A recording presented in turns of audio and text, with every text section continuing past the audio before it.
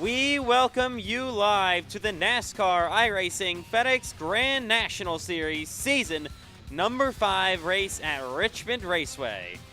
Well, we are all ready to go here tonight after an insane week of racing at the Daytona International Speedway for Daytona Speed Weeks. It is time to go to, I guess you can say more of a normal track, a short track, race number 2 of the year for the Grand National Series after their wild Daytona season opener in Richmond Raceway tonight in Richmond, Virginia, the short track around Richmond. All right, we are live from the broadcast booth. Of course, the iCar race was last night. Unfortunately, we did not have that during. Not have that during on the broadcast, I should say. My God. Cameron Chandler ended up winning that race. He'll be in this Grand National race tonight, making his first Grand National start of the year.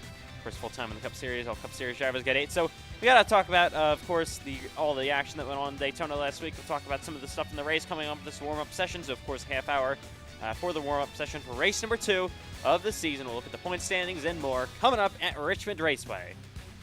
It's actually the first ever time the Grand National Series is going to be at Richmond. We've had lobbies here in the past, but never had an official Grand National race, or what was the Xfinity Series. We get the first one here in season number 5. All right, cars just about to be on the racetrack here from Richmond, Virginia. This is the NASCAR iRacing FedEx Grand National Series live in Richmond.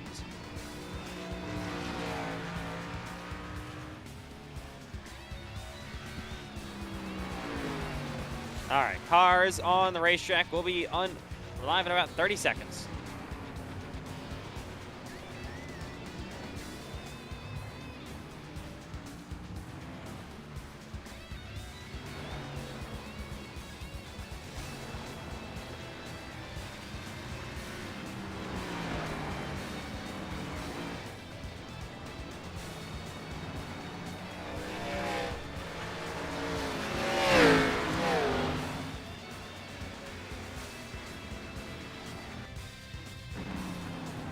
All right, here we go from Richmond, Virginia, the NASCAR iRacing FedEx Grand National Series, race number 2 of the season. We are live from Richmond Raceway tonight. All right, cars officially on the racetrack for tonight's warm-up session. Half hour, of course, as always, and here we go. From Richmond, Virginia, coming off in a wild Daytona week, of course, at the Daytona International Speedway last Friday for the season opener for Grand National. Man, we had 48 drivers attempt to qualify for 35 spots. Nobody was locked in. Now the top 12 and points are all locked into this race and the rest of the races in the Grand National this season. And we had multiple full-time drivers actually miss the show. One of those drivers that missed was actually Who's on Coke. I mean, I'm pretty sure he missed it last year, unfortunately, as well. So not a good start to the season again for that driver who will hopefully be able to get into this race, but yeah, he's gonna have to make sure he qualifies for this year, or else he's gonna be buried in the points. Especially with it being full season points now, he's gonna be in trouble if he doesn't make this race. Yeah, of course. Obviously, Richmond a lot different than Daytona. Daytona was kind of qualifying was just basically, I don't want to say pure luck, but it definitely didn't take too much skill. Qualifying here at Richmond gonna take a lot of skill, obviously. And now around goes Max DiFilippi down the front straightaway in that 12 machine. All right. We, of course, have the YouTube car on the racetrack, driven by the guy up in the booth, of course, Matthew White. So, Matthew, you're into yeah, my God, I can't talk tonight. You're into 3 and 4 in this YouTube machine, and you're getting loose and about to crash. Take us through a lap. Right, so you're going to be really close to the wall, and around when this pavement gets dark, you're going to use the brakes to actually turn the car a lot. But with this setup, it's really loose. You want to get all the way down, but I'm sideways. I mean, this car is really tough on the inside here. He's going to lift, but same thing in 3 and 4. You want to get to the yellow line. Super loose as well, so you're kind of only half throttle right now, still getting sideways. You got to be careful off this corner because the straightaway, this isn't a straightaway, but the little curved front straight it's really not a straightaway. So if you enter sideways, you're not really going to get correctly like you would on a straightaway like this. So you got to be really careful. Oh, we got a big crash in the back. Cherry involved with the 43 of Donovan Hogan, so. Of course, Matthew, one of the loosest cars I've seen on the racetrack, but he is currently top of the board. Of course, Cup Series champion out here. not really too surprising. Max DiFilippi currently P2 on the board. That's just some really good pace. Would be P1 out of the cars that are actually going to run this race. So really good start so far for Max Diffie. During preseason testing, I was in a call with him and Cameron Chandler. He was talking about how he's actually pretty comfortable in this car, and clearly being Cameron on the racetrack right now is his team owner. So definitely what Max wants to see. Oh, as I just get smoked by Cameron, but anyway, you get the point. Max is really fast this race so far. You just gotta hope he keeps the right rear on it. Yeah, of course, got to try to qualify well as well in this one. Here comes the 24 of Eli Franklin, another full-time driver that actually missed the show last week in Daytona. Was in the booth with me in the Daytona 500, of course. Last time we were, of course, live for any sort of session. What a Daytona 500 it was. Chaotic at the end. The biggest crash, I think, in league history as well. As Bryce Benson went victory lane for the first time in his career, and of course won the Great American Race. So it's gonna head down. A crash that big in a race like that. We saw some cars go flying. I almost flipped, and never flipped in the Cup Series. I flipped in the Xfinity Series. Never in the Cup Series. Got real close on Saturday. Round goes Cole Wilson in the 22. Here is Jacob Quayle. First Grand National start of the year for him. Of course, he's full-time in the Cup Series. What a run he had in the Daytona 500. I mean, made it through all the chaos there at the end, got a good finish. Here is the 23 of Kyron Wilson, of course, a rookie. Kind of a more base paint scheme, but definitely from a smaller organization, but still good to see him out here with this race car. And here is the return of the 53 of Matt Grab tonight. Of course, was full-time in the Cup Series for a while. Took a while off for whatever reason from, I believe, iRacing entirely and obviously the league. But he is back tonight. And Matt Grab is one of the best tire savers in the league, and I'm going to stand by that. I think he's still one of the best tire savers. I mean, I don't know how much he's been on iRacing recently, but he's always been a good tire saver. He's always fallen back a lot, but he's always there at the end of the run. Like, if you have a 40 lap run, you better be counting on Matt Grab to be up there. Yeah, obviously Richmond is a track that tire saving and tire wear definitely matters a whole lot. So we'll see how this goes tonight for him and the others. Of course, here we go down the front straightaway. There's Jeremiah Guntley behind Matthew White, of course, our YouTube car. In that 29 machine, I'm sorry, new paint scheme for him. And here is the Culver's car, very, very classic paint scheme for the 71 of Cole Clausen. Now, of course, brings us down to the Grand National Series.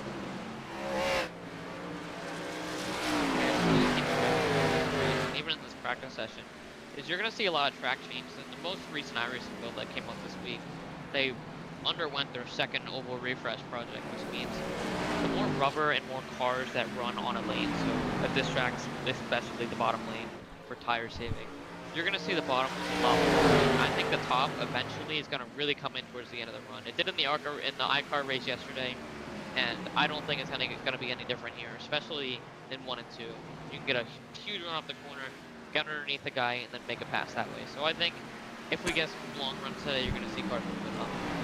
And we'll see what kind of long runs we get tonight. Of course, 125 laps, as always, now in the Grand National Series. No more halfway break. Here's Joseph Lewis down the front straightaway. There's the 00 of Christian Herklotz. And ahead of him, that 32 of Ethan McCook in his Grand National debut tonight for Clear High Racing. And he's going to go around. Another Ethan that... Oh, my God. I'll go ahead. We haven't given Christian Herklotz a lot of credit in the iCar Late Model League, in the USA race for the iCar race, the iCar race yesterday. Herklotz was up there competing for the win. So, and it looks like it's about the same today. He's really close with Cameron's lap time. And I think if we just keep the tires under him, I think you're going to see a lot of speed out of that. He's not about to do that right now. He's way up the racetrack, nearly to the wall. Going to have to be consistent on your lap times. Going to have to save tires in this race tonight. And like I was saying before, one of the other Ethans, like Ethan McCook, Ethan McMillan, what a race. Finished second in the Daytona season opener last week. And of course, there's his teammate Cole Clausen. Ethan isn't currently on the racetrack yet. But of course, looking at the standings entering tonight, Ethan McMillan, of course, leads the points. What a good start to the season for him. And then you got Jeremiah Guntley in second place, Herklotz third, Christopher Lowell, Brody Webster, Cole Clausen, Benjamin Horner, Max DiFilippi. How about that top 8? I mean, none of those guys you would expect to win the championship this season, but you never know. Then I go back to Cole Wilson down in P9 and Joseph Lewis currently in P10. So a lot of the top drivers not currently in a good championship position. Of course, most notably, Alexander Ortega, after the actions That happened last week in Daytona in the season opener. He has been suspended for the next 3 Grand National Series races and, of course, awarded a 5-point penalty as well, so that is huge for his season now that it is full season. Yeah, unfortunately for him, 3 races and 5 points. I think that's almost going to wipe him out of the conversation for the championship. I know it's early in the season, but with how good these drivers are becoming in this league, he's going to be roughly 90 points behind him. So he's going to have an excellent, literally a flawless rest of his season if he wants to make it. Of course, Alexander won 3 races last year at Watkins Glen, Martinsville, and Texas, and probably could have won the championship until he kind of, I don't want to say threw it away, but had a bad run in the final stage of Miami. Matthew, I think we have the wrong logo on the car right now. FedEx Xfinity, what's that? Oh, the ETR shop. I mean, this car's from last year. It's outdated. I don't think it's up with the safety standards, and they didn't feel like scrapping it. So, unfortunately, for a couple of outdated cars, could be why I'm about 5/10 to 500s off. I mean, if this was a race car, I'd be like a second faster. A second at Richmond? Yeah, I would be flying. I don't know about that. That's why I'm so loose. Here is the, where is he? Who's there? He was the 22, of course, of Paul Wilson. Currently 9th in the standings. Somebody blinking, that's the Cam Caraway machine. Here is Jacob Malone behind him, of course. Was running well in Daytona. Was running quietly until, of course, his teammate Alexander Ortega ended up turning him, then taking out the other ETR car, Sean Rowe. So it wasn't a very pleasant ETR team meeting post-race. And a thing I noticed about Jacob, he's a really, really good short run guy. When I think of him, I think of a 5-lap dash, honestly, with how fast he can be. And with how the setup is driving, how loose his car is, that makes me a little worried for him this race. I'm sure he knows how to save tires pretty well, but today he's going to really have to prove that with how much fall off there's going to be. Yeah, of course. So he is currently 3rd on the board. Around goes Cam Caraway. He's actually going to save it. There's the 88 of Cameron Chandler in his first Grand National start of the season. Cameron, of course, he's getting pretty close to the all-time wins record. Your season 3 Grand National Series champion. He currently is 2nd, 2 wins behind, tying Aiden Donahue. See the battle between me and Stacy right now. He's starting to move up to the top, and it's getting really hard to pass. I think that top lane's starting to come in, like I said. Once it got cleaned off with all that rubber, he's moved up and found time. So top 10 currently: Chandler, Herklotz, Malone, White, of course not in the race, Thompson, Wilson, Clausen, Butler, Cheery, and DeFilippi.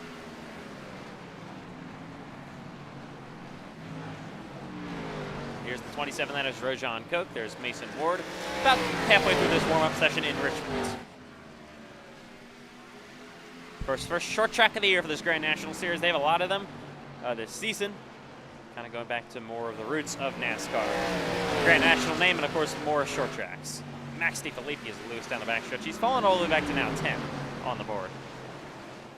Yeah, it's going to be a very interesting season. I know towards the end, I think it's race 21. We have Kern coming to the schedule. Well, that's going to be really interesting to see. We haven't had that track on any of the schedules this year. I don't even think we've taken an F&L there before. So under preseason testing, the racing was really, really good. I'm honestly really looking forward to that race. I think it's going to be unique for the season, especially with being full season. It's going to be a good short track. It's going to be unique. And it's yeah, another short track they go to is, of course, North Wilkes-Barre Speedway, where the Cup Series visits as well. We got your points leader spinning out down the back straightaway coming to this race. Ethan McMillan got a big crash. Matthew White's involved down the backstretch.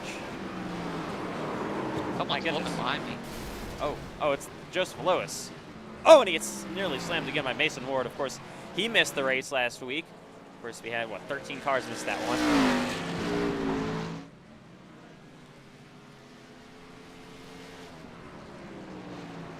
Here's Matt Grab once again, Cole Wilson, Brody Webster, and others pulling back on track. Sorry. Bit of a sick race for me tonight. Gonna have a bit of a cough throughout the race. We'll hopefully turn down the audio when that happens, and we won't have to hear that. It's Christopher Lowe makes his way through 1 and 2. No grip in the racetrack. I mean, the car feels like it's completely just stepping out all the time. There's a lot of, your right front feels pretty good. You just get sideways. So it's gonna be, especially in restarts when your tires are cold, there's gonna be a lot of slides, and that could generate some pretty big wrecks. You're gonna have to be careful in the throttle in this race. Obviously, you gotta work it. It's gonna be like, I guess, a very big finesse race with the throttle and all that. Working your race car, you can't, you know, can't wear out your tires too much either. Here's TJ Moon down the front straightaway, the winner of the truck race last week, of course, in Daytona. Of course, immediately after, he caused a massive crash in the Grand National race. So, wasn't the best start to the Grand National season for TJ Moon. Yeah, I almost feel like this is really similar to a dirt race with how sideways the bottom is, how much grip the top's going to come in. It's almost going to feel like there's a big pile up. It's almost going to feel like there's a dirt race going on with how much grip's in the top, how little grip's in the bottom, and how the groove's going to move around. Ooh, and this track could have been even hotter. It's only about, what, 71 degrees air temperature. Not quite sure what the track temp is, but yeah. This is a really, really loose track. I mean, Richmond known for a lot of tire wear being loose, especially down at the bottom. There's not a much grip down there. Yeah, as there's the 22 of Cole Wilson to the inside of his teammate Brody Webster. Oh, Brody Webster spins with Cole Wilson, and they're wrecking down the front straightaway right in front of the pack, and they get slammed by Rojan Koch in another one. Oh my God, Brody Webster up in the air. Oh man, we have a massive crash down the front straightaway. Cole Clausen involved as well. Here's Payson Lindsay. First Cup Series regular. What do we currently have? 1, 2, 3, 4, 5. I believe we only have 5 Cup Series regulars. 6, actually. 6 Cup Series regulars so far in this race.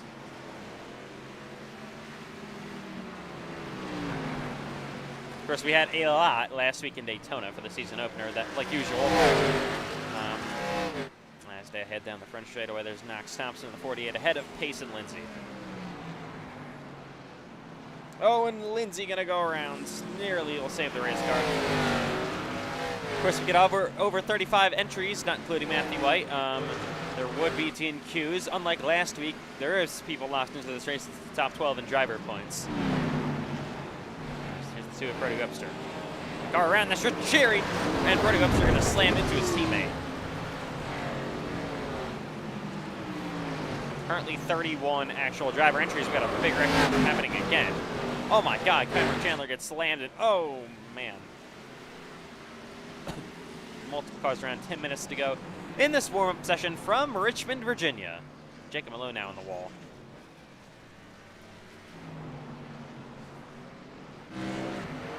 Sorry, 7 Cup Series regulars in this race. So, of course, some of the Cup Series guys trying to get ready for the Cup Series race tomorrow night here at Richmond, their 200-lap event. Their second race of the year after the Daytona 500. Oh, my goodness. And now Rojan Koch gets put over the pole. Obviously, the Cup Series, or the Grand National Series car and the Cup Series car, a little bit more similar than in years past, obviously, with the next gen and the normal Xfinity car before now. And, of course, it's Gen 4 and the Grand National car, so more similar, not obviously the same or anything, but more you can learn. That can apply to the Cup Series. It's gonna be more similar. I don't think I'm going to be as good in the Gen 4 after doing some testing, but yeah, definitely a lot more similarities between the Gen 4 and the Xfinity car than it was with the next gen Xfinity. There's just, it drives really similar to Xfinity cars, so obviously you have so much more power with the Gen 4. It's going to be a lot more powerful than you already have here, which is kind of going to be insane. The Gen 4, the tires matter a lot more, so you're going to have to make sure to save your tires really well in the Gen 4 race. 8 minutes to go in this session. Of course, 2 laps qualifying coming up next.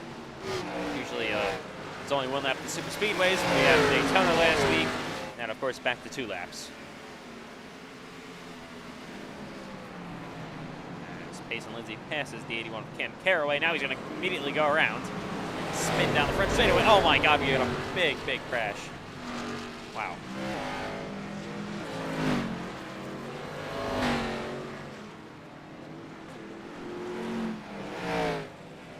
And here is Brody Webster. Let's ride along with him. And let's just kind of listen to how he works the throttle.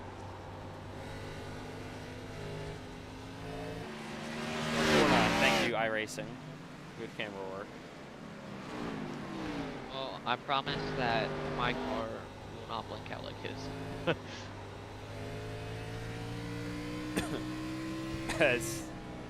Yeah, let's take a listen. Really, really working it. Yeah, that's how it's gonna be the whole race, and I haven't been on a long run, so I'm still not too sure about how it's gonna drive the long run. My goodness, at what least, a crash.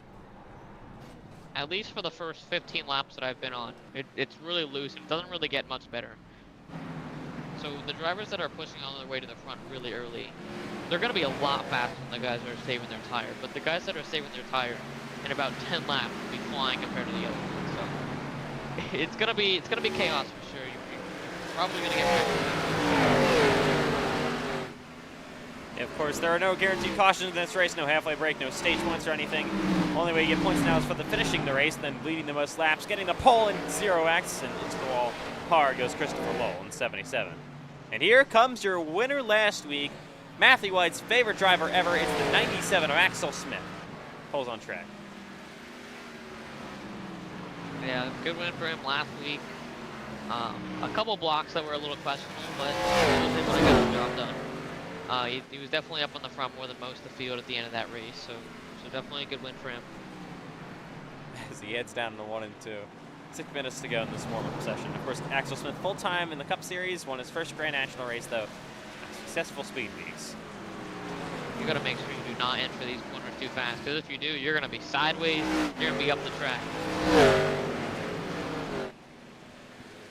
It's going to be just a big race of finesse. From going to Daytona, we were just flat out, obviously, in qualifying, and then, of course, in the race, you're just trying to pick a lane to go in, to go to the front. In Richmond, obviously, I don't think you get much more different, unless it's a road course we're talking about. Yeah, not as many road courses scheduled this year. I think between Xfinity and Cup, or not, Grand National and Cup, you only have, I think, two or three road courses. I'm not exactly sure on the number, but it's between 2 and 3. So definitely not as much this year. So ovals are going to be a lot more important. Yeah, of course, in the Grand National Series, we got Sonoma coming up in a couple of weeks. Then we got Mexico City down the road, and then of course we go to Watkins Glen as always. And the Cup only goes to Cup Series only goes to Sonoma and Watkins Glen, just like old times, like they used to do in that Gen 4 car. Oh, and I'm flipping. Oh. All right, qualifying comes up in 5 minutes, and my goodness, Rojan Cook just slammed in the 23 of Wilson as they head down the front straightaway here once again from Richmond Raceway. All right, we put this YouTube car in qualifying here. Let's see if this ETR car has the qualifying pace that it did and races fast. It should be very, very quick. Top of the board, I would say. hope so. Kind of a struggle. Oh my God, we have a massive crash down the front straightaway. I was going to say kind of a struggle for Christopher Lowell so far in this session. Of course, top 5 in the points right now after Daytona. He currently sits 30th on the board. Unfortunately, with that big crash in the front straightaway, the YouTube car was not able to put a lap down, and they're going to try again. Oh my goodness, where am I? Oh, how'd we, okay. How? I don't really know what happened, but we're out. Take a look. I don't really know how that happens. Let's take a look. Oh. Let's see. Van Ramon said he killed the Oh, killed yeah. the YouTube That's pretty car. rare to see. Correct. I Might have to didn't hand do him a that. penalty after that. That is unacceptable. Not what you want. This YouTube car is reusable. We only use 2 different every year. I mean, we don't have the funding for this. I mean, I don't know. Yeah. I mean, anyway, the YouTube car is back on track. They're trying again. let's ride along with him now. And Matthew White can take us around a lap once again.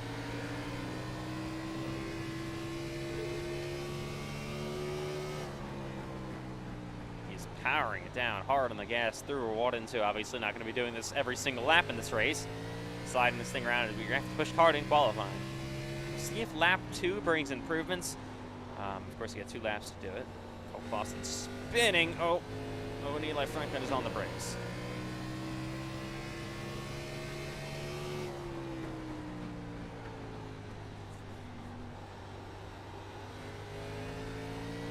unfortunately, this is not gonna be the lap. I definitely think it's gonna have to be lap 1, because once your tires get too hot, you're in trouble. The car just gets sideways and you can't do too much after that. Of course, big wrecks are definitely very, very possible here at Richmond Raceway. We'll see what we get tonight, though, in the Grand National suit. Yeah, we can't go to the garage. Nice attempt. Yeah, I mean, I was trying to pull it into the garage and make some repairs on this vehicle, but I guess they don't want us back there yet. 2 more minutes, I guess. All right, 2 minutes to go, like I said, here in the warm-up session from Richmond. Chandler still top of the board. Herklat second, White third. Malone actually technically third. Wilson, Cherry, Lindsay, Thompson, Clausen, Butler, top 10. The boys here on the 55 currently last. The cars that have put down a lap time 31st, 5/10 off the pace. Only 5/10 off for 31st. That shows how close the field is, especially with Chandler almost being a 10th ahead of 5th. So it's definitely pretty close. Yeah, one big mishap in qualifying for you on your lap. That a little bit of a major mistake, I guess. You get me down here, bottom 30. This is definitely not a race you want to qualify bad at, because you're going to be back in that chaos, especially at short tracks in the back of the field. It's always chaos, so you got to be really, really careful with qualifying. You're going to want to make sure you set a good lap, especially in the top 10. And here is Cameron Chandler, driver top of the board, and then of course there's the voice driver last on the board. So all the spectrum over here. And there's Mason Ward, currently I believe 29th on the time sheets. We have somebody upside down. Oh, it's Greg Holes. Greg Or Aiden Holes, I'm not really sure. Anyway, with a minute left, the YouTube car is going to go back on track. We went back to the garage. We got fresh tires on the vehicle. We're gonna try to set the pole. We'll see. Don't have too much time to do this. Looks like we're only gonna get a lap. So let's see what the YouTube car's got.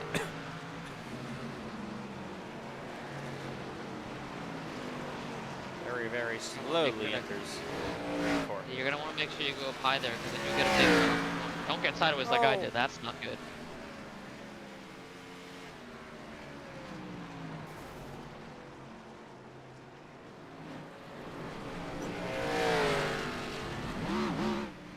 Some graveyard down the back straightaway here. Yeah, unfortunately, that did not help our lap. We had to lift. We were on a pretty good dump there, and then we got a little bit of traffic, moving chicanes, as they call it. All right. Well, checkered flag in the air. Track. Checkered flag in the air here in practice. Warm-up session is over. Qualifying comes up next in Richmond Raceway. Here we go. 2 laps to qualify. 32 drivers, I believe, going for this, so we will not have DNQs. A couple drivers out of that. Fortunately for everybody in the field this week, my God, they probably needed one of those races after what we had last week at Daytona. All right, here we go. Everyone going to pull into the racetrack. 2 laps to qualify. And cars on track in Richmond. Who's going to win the pole? Cameron Chandler, of course, was top of the board in the warm-up session. But you got to be perfect here in qualifying. One mishap, you could be starting 31st. Here comes Max Thompson off turn 4 and down the front straightaway in that 40-gate machine. Of course, full-time in Grand National this season. Didn't have a good Daytona 500. Ended up having a mechanical failure. And DNF, here comes Malone on the track. Ethan McMillan, your points leader. John Butler in the 09. And, of course, Richard Cherry made the Championship 4 last season. Championship 4, of course, not a thing anymore, as Cameron Chandler heads down the backstretch. Back for 3 and 4s. He's going for lap 2, it looks like. Yeah, we'll see some drivers maybe go for lap 1, some drivers go for lap 2. Just going to be how they think. Herklat looks like he's going for lap 1. Down the front straightaway, powering that 000. Currently top of the board is Wilson. Chandler, of course, all the way back in 3rd. Herklat goes fastest now. 77, Christopher Lowell heading through 1 and 2 is pretty bad in practice, to say the least. There's Max Steven Leapy going around. Oh, yes, he is. Into the wall. He goes 5th on his lap. Thompson is 3rd. Herklat is still fastest. Here comes Malone. Chandler is top of the board right now, but his turn 4 didn't look too good. It looks like he entered a little bit too shallow, got on the apron a little bit. I think it made his car a little sideways, but we'll have to see. Of course, a lot of the cars still left to go here to put down laps, including Jacob Malone in the 66. He's going to head down the front straightaway. Matt grabbed second place. Malone makes his way through 1 and 2. Whale is 6th. Sherry is 7th. McMillan is 8th. Here comes the 13 of Dustin Sabeck. He's got a pretty bad lap heading down the front straightaway for now.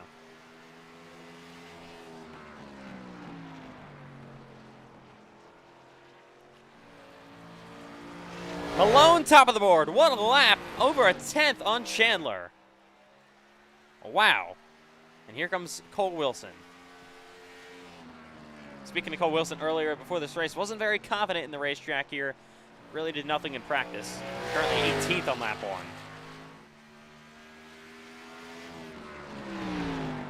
Drives it deep down in the 3 and 4 on the second lap of this qualifying session for Wilson. Hits the apron a little bit, gets a little bit loose off corner exit. Down the front straightaway he goes to the line and goes up to 2nd. Wow. Maybe he found a little something here in Richmond. Here's Jeremiah Gauntly down the front straightaway in that 29 car.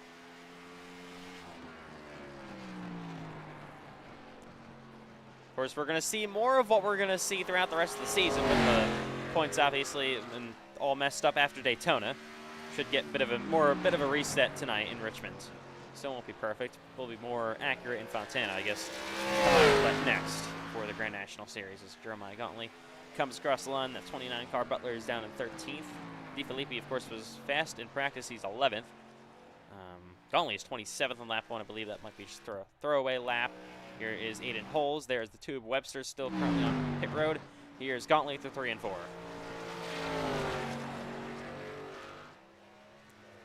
On the bottom, across the line he goes. Trying to improve, and he goes up to 8th. Wow. Good lap for Jeremiah Gauntly. Moves Cherry down to 10th. Here comes Jacob Quayle. About a minute to go for the drivers to make lap times.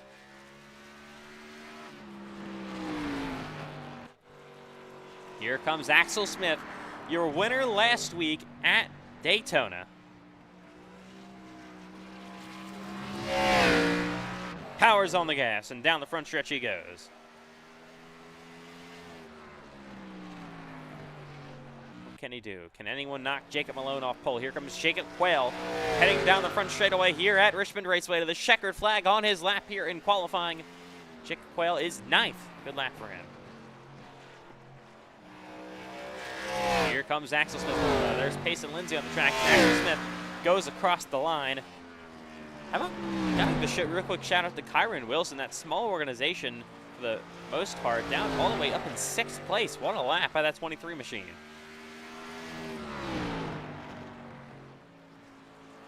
Smith, the 3 and 4 was 26th on lap 1. We'll see what lap 2 is going to bring for this 97 car. Across the line he goes with time running down in qualifying. He is outside the top 20.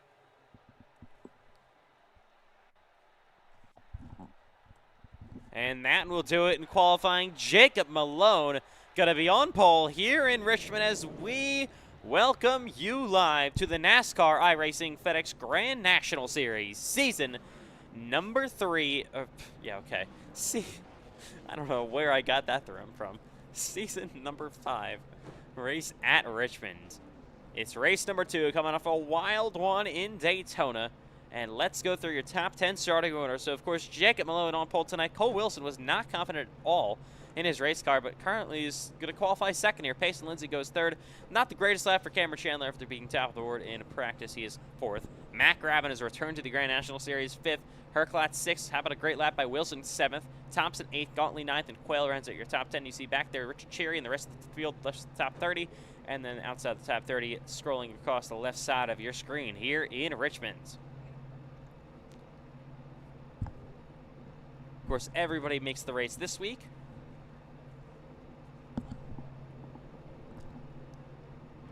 Luckily, unlike last week, obviously. All right. Here we go from Richmond Raceway tonight. 125 laps. No halfway break, obviously, as usual, as we look throughout the field. Ready to go tonight for Richmond Raceway. So, of course, qualifying was very, very crucial. You see drivers not the best laps. Of course, Axel Smith, your winner last week at Daytona, going to be starting in 20th here. Christopher Lowell, top 5 in points, starting all the way back in 27th. Bertie Webster, 25th tonight. So, not the best laps for those guys. This car's just about to roll off here in Richmond. It is race number 2 of the Grand National Series season after a wild season opener in Daytona. What are we going to get tonight from Richmond, Virginia? All right.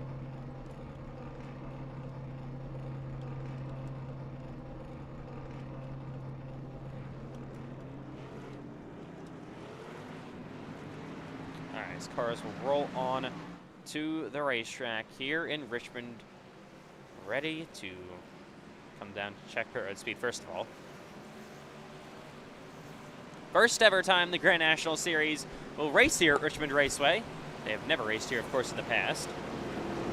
They did have a Lobbies race, though, with this Xfinity car, so they have a little bit of experience with that. Of course, it was at night. This one, of course, in the day, as cars come down pit road to check their pit boxes and check pit road speed. 33 cars, all going for a win in the second race of this Grand National Series season. As they roll to pit road. Looks like we're gonna have 33 cars in the race today, so nearly a full field. A couple cars short, but still obviously a jam-packed field. You know, you're gonna want a good pit box. Obviously, you can't pick. It's completely off the where you qualify, but you want the first pit box, the last one, or one by one of the garage stalls, so you don't really have to drive through anyone's stall. It gets a little confusing, especially towards the back, so you definitely want to get a good pit stall, especially at a track like this.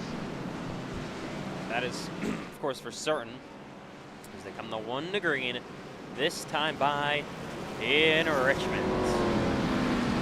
It was a wild one to start off the year in Daytona. What are we going to see from Richmond, Virginia? So, of course, choose cone, as usual, down the front straightaway here at Richmond. 125 laps. Don't think you can make it to the end on fuel. Tires going to matter a lot tonight, tire wear.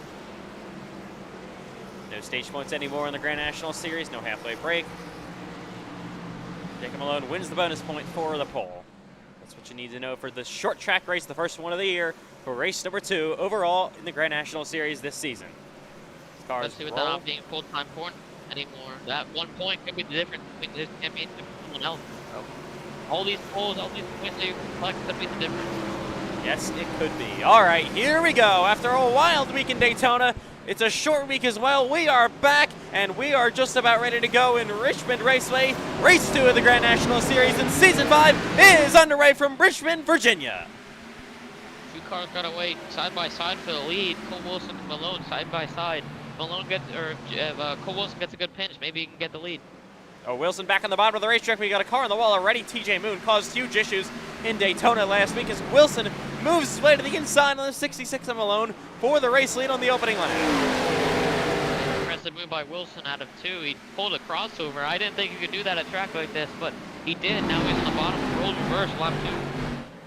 Wilson at the bottom of the racetrack once again, now side by side with Jacob Malone down this back straight. We got a car getting loose. That's Payson Lindsay there with 3 wide further back on lap 2. Wilson trying to keep it to the quarter panel, but he gets loose, slides up the racetrack, and will fall back into second place officially. And Malone continues to lead side by side now. Christian Herklotz maybe looking to the inside of Matt Grab here. What is battle for 6th place? As they head down the back straightaway. Kind of starting to go single file in this field. Cars are going to want to start saving their stuff. Oh, Payson Lindsay really loose. Here comes Cameron Chandler to his bumper for 3rd. The track is going to be really important, especially early on when everyone's on top of each other. This one you're going to get all your squad yellows out. Oh, caution on lap for Trenton Wilkin. So Trenton Wilkin will bring out our first caution of the night. Let's see what happens. Didn't get any laps in practice or qualifying, so completely new, and he just gets loose all by himself and loses it.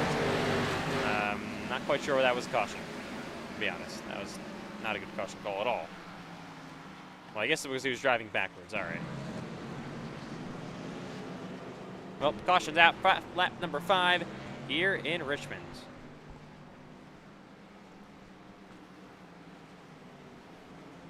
Matthew White, request from Cameron Chandler to do black clears.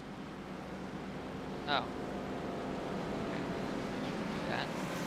I also. Oh, he just said never mind. Sure to keep an eye on the choose cone. We got to make sure to back down on that. So I don't really expect any of your leaders to pit. You get 3 sets of tires in this race. First caution of the night is out. Definitely don't want to be pitting on lap 5.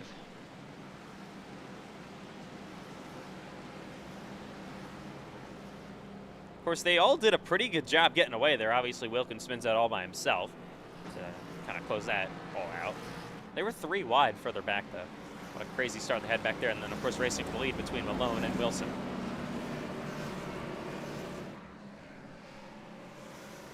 You got Eli Franklin, who was running in last on pit road. Not the greatest start of the year for Eli Franklin, of course. Qualifies, doesn't even make the race in Daytona, and then running last, qualifies last, runs last here in Richmond so far.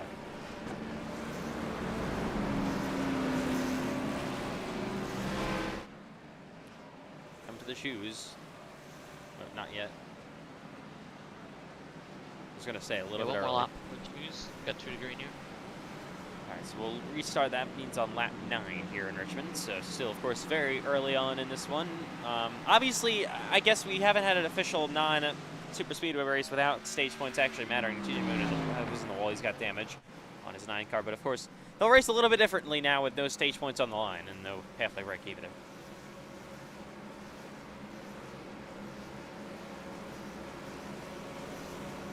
We come to the shoes this time by in Richmond for the first time tonight.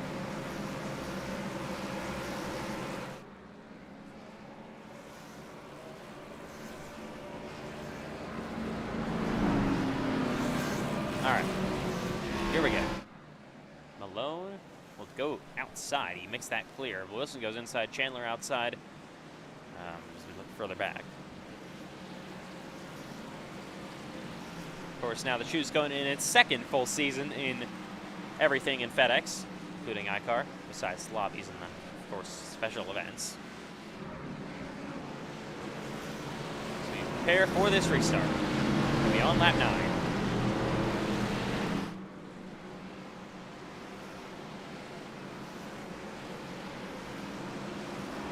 Still a long ways to go in this one. Not really sure what Wilson's doing back here, dropping back. Yeah, he was given a choose cone violation, drove right through the middle. All right. Obviously cannot do that. He's a rookie. And we come back to green in Richmond on lap 9. Good start on the outside lane for Jacob Malone. There is Cole Wilson back in his 2nd place. Cameron Chandler on the outside for 3rd. Maybe will battle his teammate and driver, Cole Wilson, as they head down the back straightaway. Side by side between Pace and Lindsay and Christian Herklotz, though, that is for 4th place.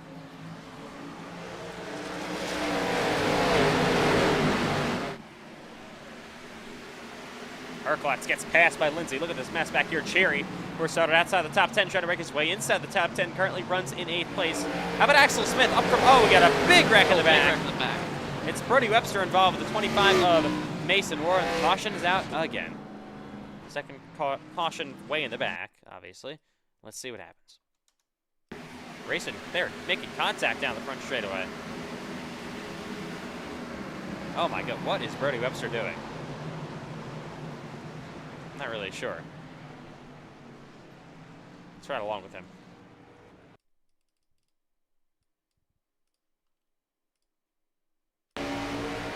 So they were, I don't know, he made contact with the 25 down the front straightaway. And just, I don't know if he completely just overdrove that or what. But fortunately, brings out our 2nd caution already, the 9 on lap 11. Not really too necessary there, but caution's out again.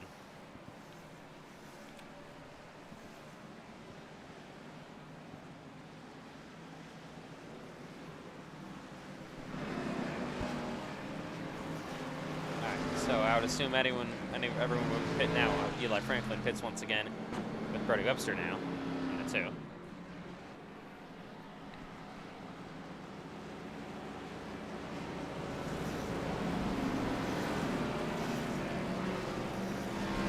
All right, 2 cautions ready in this race on lap 12.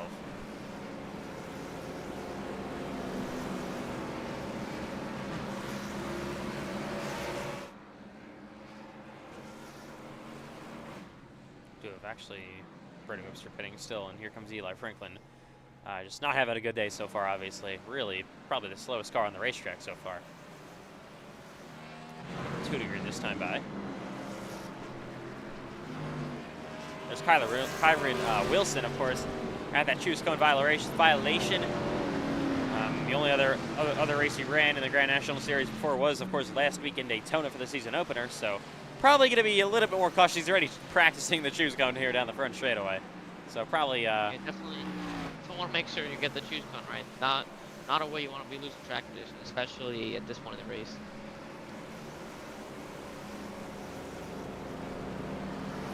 All right. See your leader, Jacob Malone, once again. Of course, he is not known for the short runs, or the long runs, so probably getting helped out by these short runs, I'd have to imagine. Well, he has been good on long runs before. It's just kind of off and on with him. So come to the shoes. He's going to choose outside again. Wilson goes inside. Not too much change at the front of the field. All right.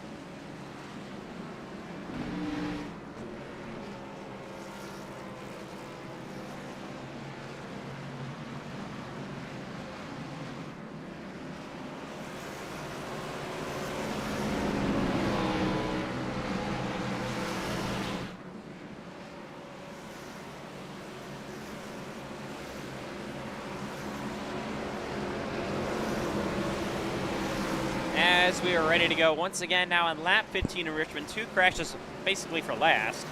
Sets us up now with the first 2 yellows of the night as we get ready for green yet again at Richmond Raceway. Once again, a good restart by Jake Malone on the outside lane.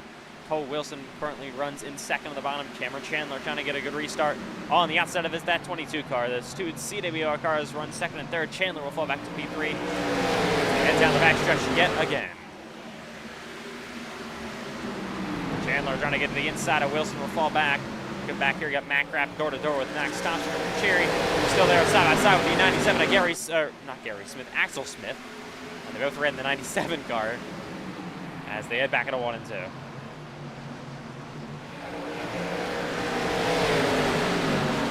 Dave Thompson stuck on the top. Looks like he's going to get down to the bottom here. Probably Mac. Max Thompson all the way up to 6th place already in this race. Really good start for him so far. Really good race. Look at this, the inside. John Butler in the 09 making it almost 3 wide, heading back into 1 and 2. There's Cole Clausen back here. Oh, we got contact again. And oh my God. Big wreck back. And the caution's out again. 32 is damaged.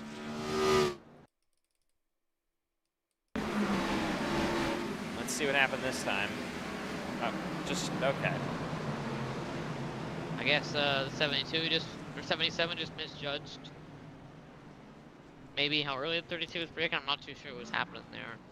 Maybe it just looks kind of like a racing incident to me. Just a little bit of a miscommunication between those drivers. Well, 32 was loose. He's lifting. Low was he got loose. Oh, I think the 32 just lifted a little bit too much. That's the gap. How much space he had. 27, just a little bit of an arc break there, but that's okay. Doesn't look like it affected these drivers too much.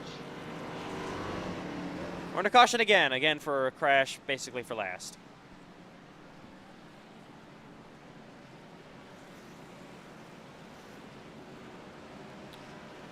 Request from Cameron Chandler again. He wants Matthew you to clear blacks on the restarts.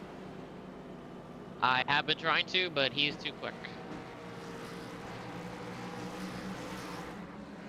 That's a very fat moment by Cameron Chandler. All right, we're under caution again. Here in Richmond on lap 19.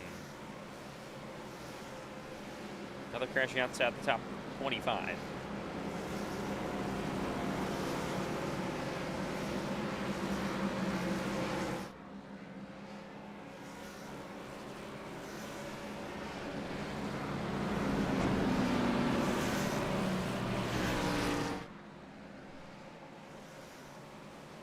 All right, so as we come back to 2 to go to the restart, going to be choosing, or 3 to go to the restart. No, 2 to go to the restart. We can actually figure out what's going on track right now. Here in Richmond once again.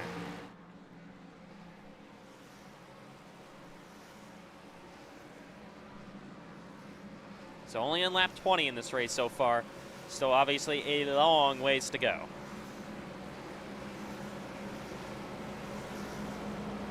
Be nice if we could get some long run going here. So we'll come to the choose again. I would assume Malone would choose outside. It's worked for him on basically every restart and the initial start of this race so far. He makes it known that he's staying outside. No change once again for these top guys at the front of the field. Oh my God, they're choosing late here. Yeah, a lot of late decisions by some of these drivers.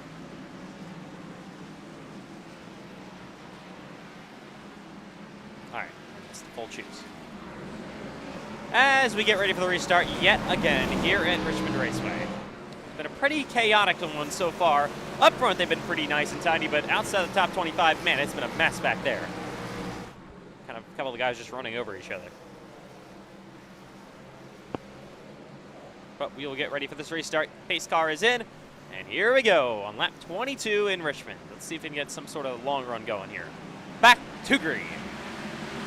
Malone, what a great restart from the outside lane. Cole Wilson and Cameron Chandler side by side for second place as they will head down into 1 and 2. Door to door here down the backstretch yet again. For P2, Cameron Chandler trying to make his car up on the outside here. Got Payson Lindsay running in third. Oh my God, caution's out again. Oh my goodness, you know. What happened this time? I don't know what we're doing here. They ran over each other again.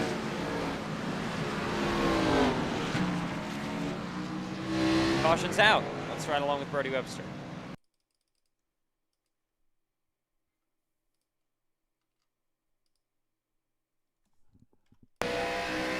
Again, they wrecked for last. So I'm not really sure what they're doing back here, to be honest with you. I don't know why we're just running through each other on lap 23, to be honest. Caution again here at Richmond Raceway. It's been a pretty chaotic one so far in the back. Up front, they've been nice and tidy.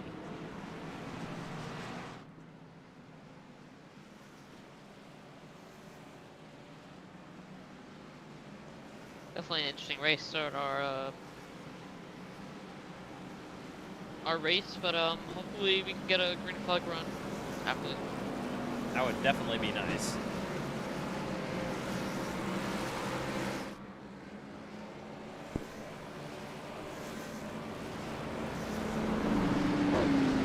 I really do think these guys, I really want to see how the long run and the short run all works together up front in this race, comers and goers.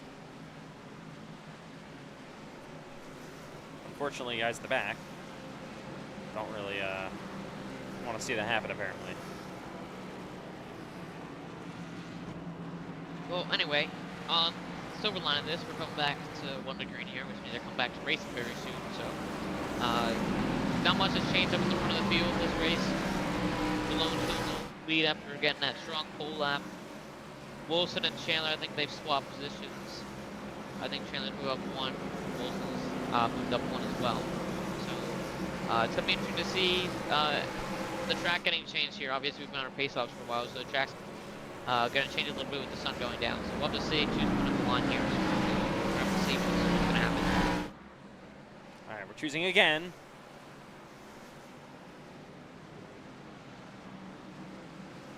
Come across the line. All right.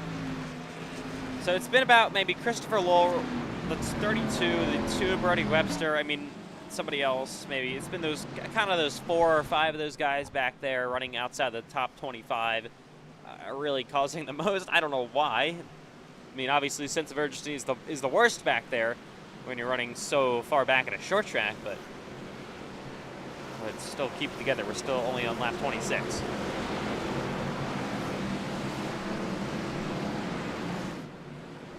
Malone has been getting great restarts on the outside every single time, I feel like.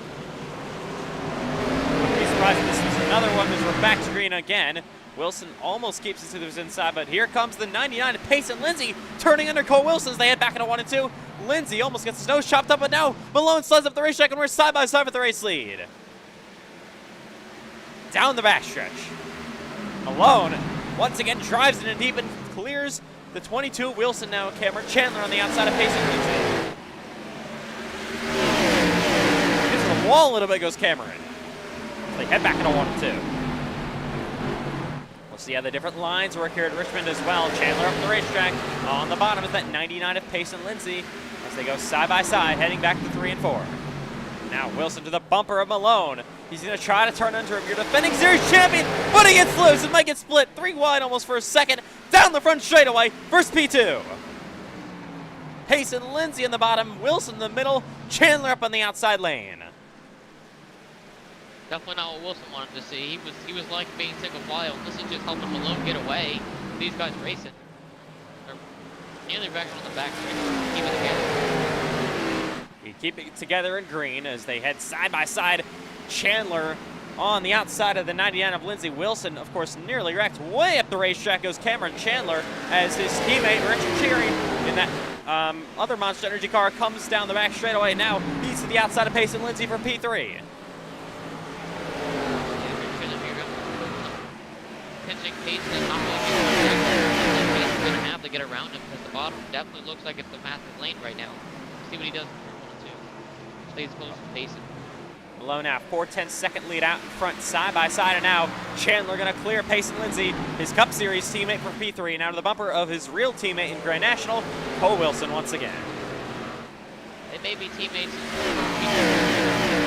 They're not going to race like it. I know Chandler's going to want to get past Wilson quick to get to Malone. I'm sure Chandler thinks he's got a really fast car right now. He's going to want to get up there quick.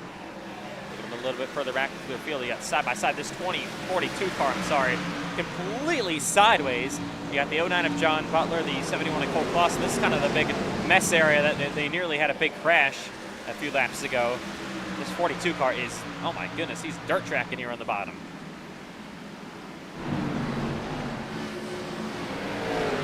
Battle towards the front of the field. Here is Cameron Chandler to the bumper of Cole Wilson. Going to tie the top, but I haven't seen too much of the top lane yet to notice if it's that good. Chandler gets a small run here. I don't think he's going to quite get there. Still, of course, got to think about saving your tires in this race. Lap 34 is currently underway. Here comes Cameron Chandler. We've listened a little bit of a slide out of that 22 car. Your defending series champion. Of course, you got the Season 3 champion, Cameron Chandler, and of course the winner in Miami last season, the finale, the 66 of Jacob Malone. So a lot of experience, a lot of wins up front right now. Obviously, Richmond definitely known as more of a veterans racetrack, and we're seeing that currently.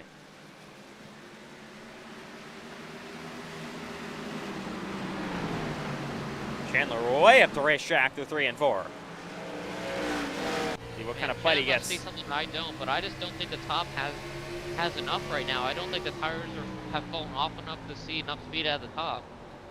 Riding along on the helmet cam of Cameron Chandler. I think he's got a good shot here, though. He got a really good corner exit. He's going to get under him.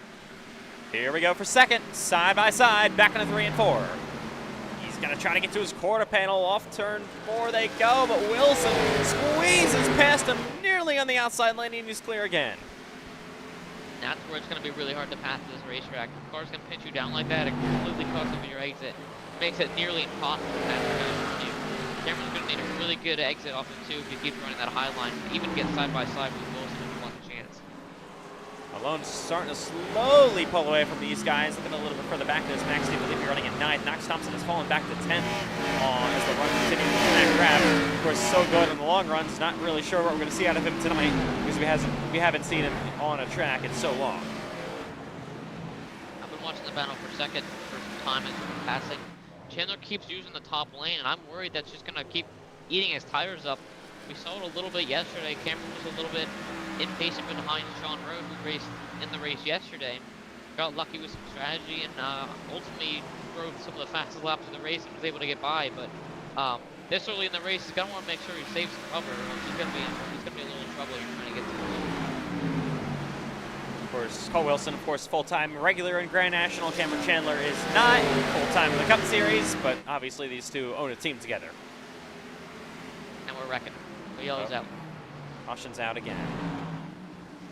I'm not really sure who wrecked. Looks like he saved it. I think it was the 42 car.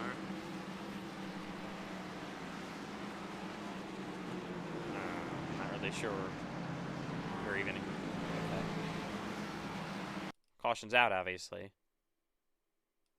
No, it wasn't. Why was the caution out? Was it? I think it was holes. Yeah, it was holes.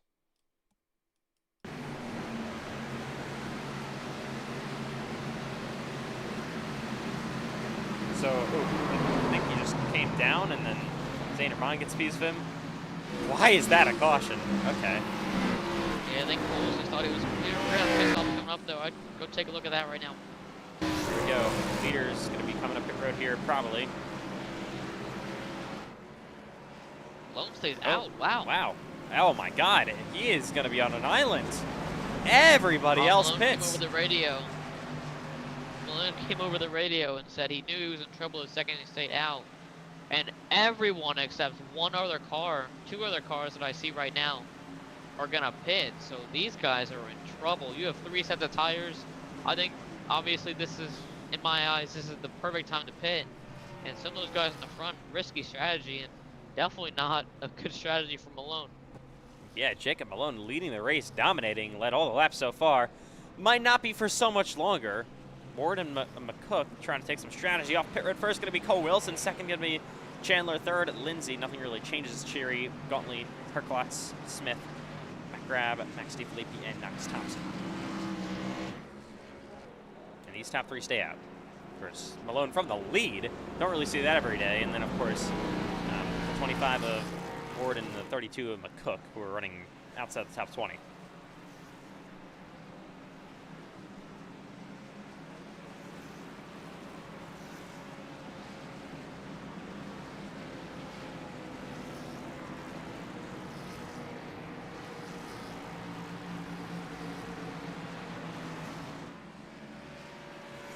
All right.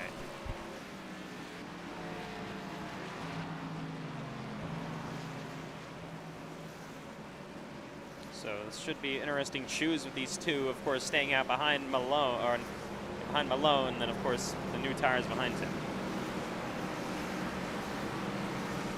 I'm definitely interested to see how these two drivers, second and third, get off, as well as Malone though, on those older tires. Richmond, of course, tires matter a lot. Come to the shoes. I have a feeling you're going to see a lot of tire spin from these front 3 guys. They all, wow, they all picked the top. I have no idea what they were thinking there, honestly. Cole Wilson goes bottom, and he's going to just, I mean, that's just a present for Cole Wilson. Christmas came early.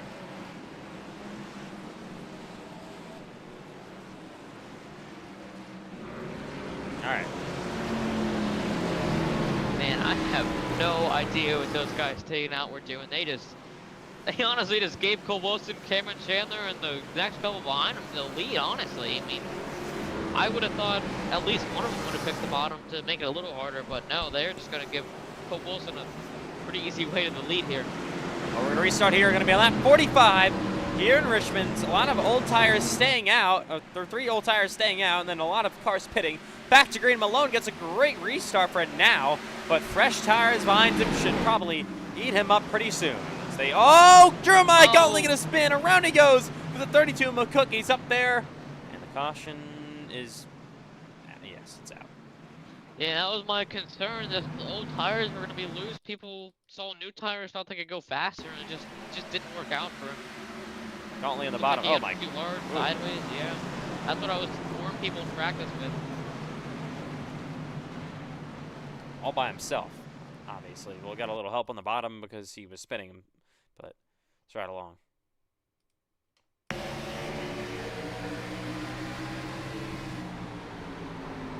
And there he goes, just loses it into the wall. Yeah, unfortunate. Just drove in a little too hard. And under caution again. Malone actually held the lead though, so that's interesting. So he'll again have Malone first. hold the lead, that will help him.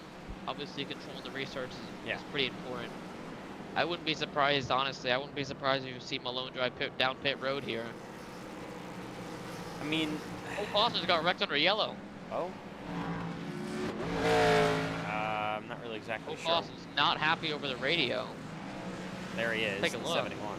Got some damage. He's looking for somebody clearly. I would assume. I think he's just got to catch back up to his spot, but we'll see. And I don't know. I feel like he's looking for someone. I don't know.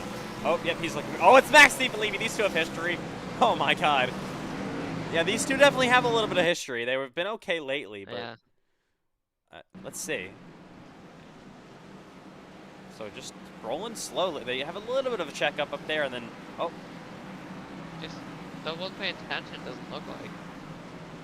obviously not too great there for Max. Cole not very pleased.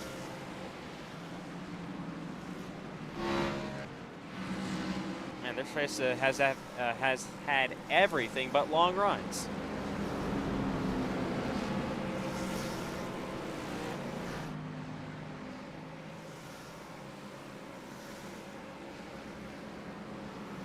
All right.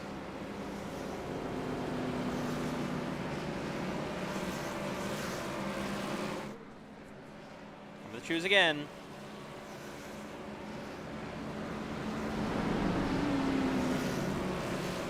Maybe lap 50 will restart, so obviously been a caution fest so far, other than that one run we had. Just that's the first caution I think we've had in the top 20 all day long, though. So front guys have been doing a fantastic job keeping it together in this race so far. Guys in the back, not so much. Let's be honest.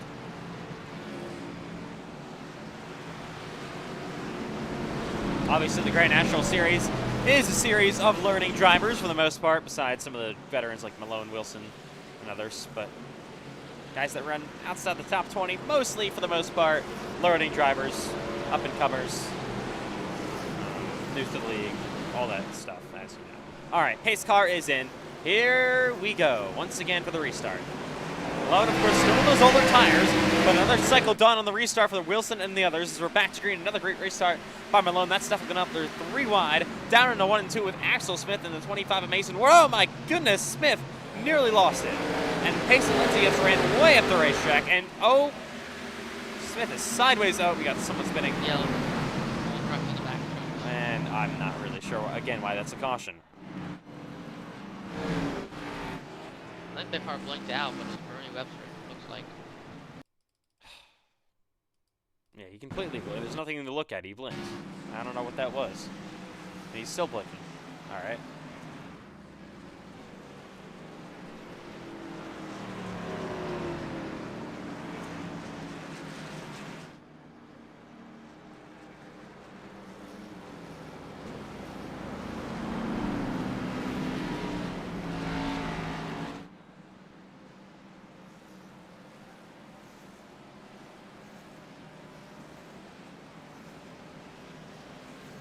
All right.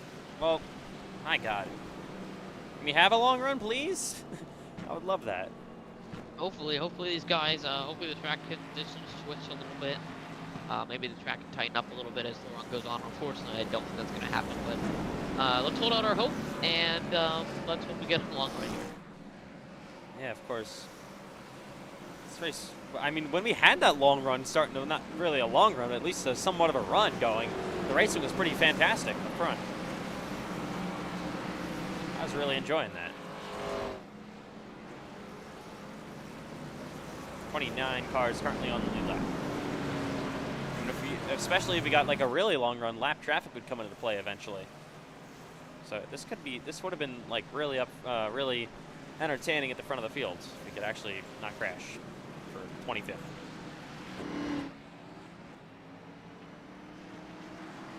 From Bernie Webster, been a caution caused about 3 of them tonight. Eli Franklin's just been there. He hasn't caused anything, obviously. He's trying to just maybe have a bit of a race of attrition, maybe get to the front with some misfortunes of others. Of course, he started last, ran last for early portions of this race, but currently runs in 28th. Rich Cherry is currently a lap down. I don't know what just happened to Cherry. Not sure what happened to Cheery. He might be retiring, or maybe just some damage fix. But yeah, not sure. We're coming to the choose. Yeah, we'll look at real quick. We'll check what happened with Cherry. Is straight into the sun they go. My God, I can't see a thing on this camera angle. Oh my God! What is this? Into the lights of heaven we go down the front stretch. Richard Cheery. Not exactly sure what happened to him. Maybe he might have some internet problems, not too sure, but definitely unfortunate for Cheery. You had the same sort of issues last week at Daytona in the season opener, obviously. I don't think I see him. There he is. He's down the back straightaway. I'm not really sure what happened, but he's currently a lap down, not even in the free pass position. Pace cars it in once again. Be a little race inside the race. Here we go. My God. Blinding lights down the front straightaway. That's a little better as they head back into 1 and 2.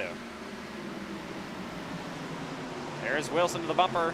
Malone, of course, still in those older tires, but trying to do his best to stay up front. But he might have company. Here's Cole Wilson to his bumper, heading back through 3 and 4. Cameron Chandler up on the outside, almost a little bit of contact for the race lead. Oh, Cole Wilson wrecks in front of the field. 2 go-arounds from second. And the caution's out.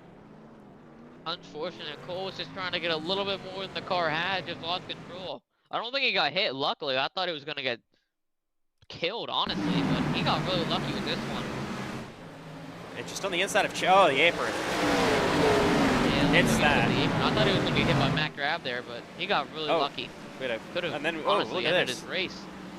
We saw Joseph Lewis crash the 27 of Rojan Coke. Right along with the 28 of Lewis. Cole just reported he couldn't see the apron because the sun is so bad. And yeah, we were talking about how the sun was getting bad, and I guess Cole just couldn't see the apron. So that's something you don't really think about, especially in iRacing. You don't really think about the sun being an issue, but I guess in this race it is. I mean, yeah, it is kind of like everything in this race. Man, this has been just pure chaos. Holy.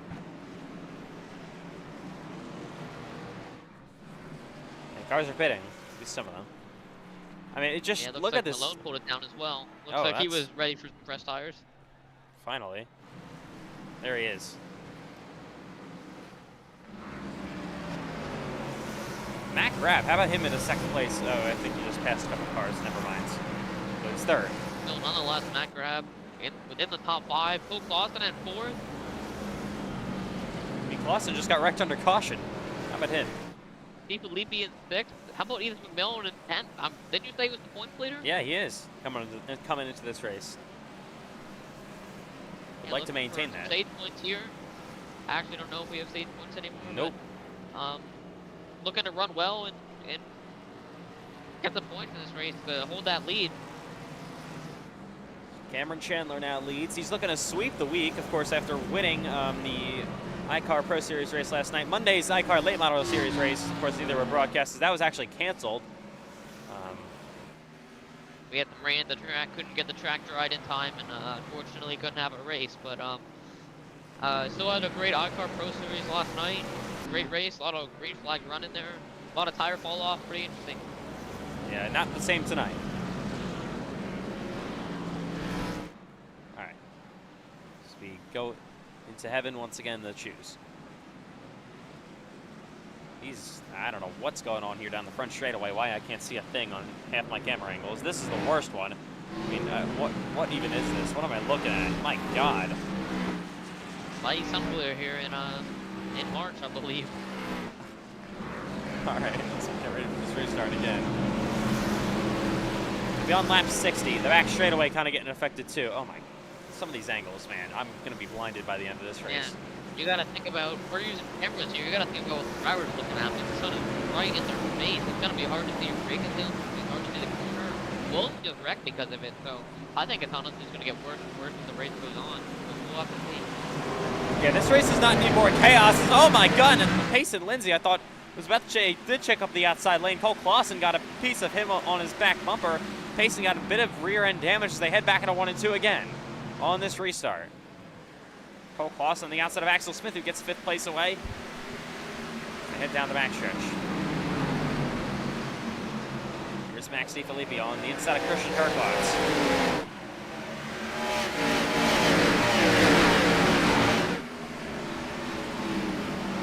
Knox Thompson down there in the 48 car. The 00 Herklots, here's your points leader. Ethan McMillan as well in the 70 machine. Obviously having a great run. Looks like this move down to Xfinity is really helping him. And he's going to be looking for 9 here. Millen, of course, a winner in Grand National before, won the Season 1 race. Of course, now in Season 5, so he's the oldest, the first ever winner of the Grand National race in Daytona. He's on the bumper of Thompson. They battle for 8th place. How about this for Millen? I don't really think it's going to more towards the back. And obviously, running great paint teams, maybe not the best equipment, but this year looks like this whole team's brought something different. Lawson in the top 5, even McLaren. Both their cars right now in the top 10 looking great for them. Donovan, oh my goodness, Kyron Wilson slams in this, what is the 66 of Malone? Oh. I hope that was the caution. Oh, let's see. Aiden Hole's just straight, okay. Okay, so in the middle of the track. Oh my goodness. That was a close one. Oh, I thought we were actually going to get some running in for once. That would have been nice. Let's ride along with the 42, who has been just, I mean, I feel like he's, it looks like he's been racing on a dirt track all night, how loose he's been. Lifts a little bit early there. Looking at that. Maybe he couldn't see the braking. Hard to tell.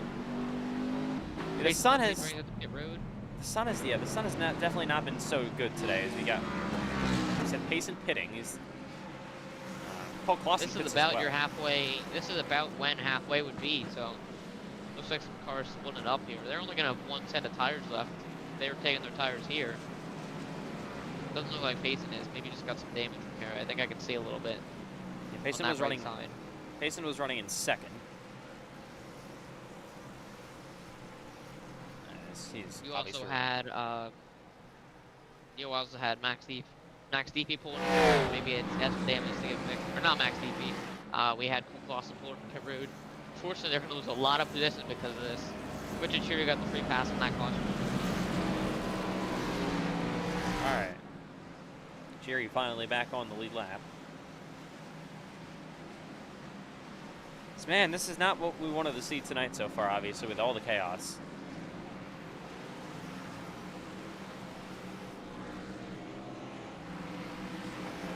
I mean, this would have been a really, really good race if we could actually go green.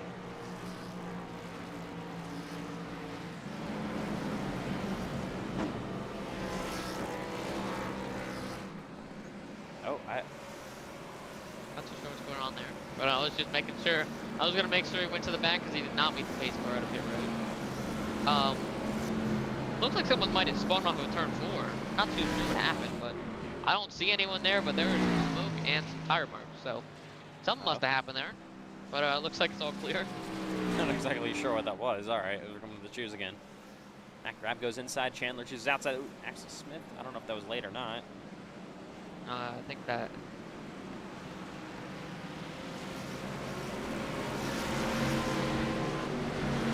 I can't see into the blinding lights, of course.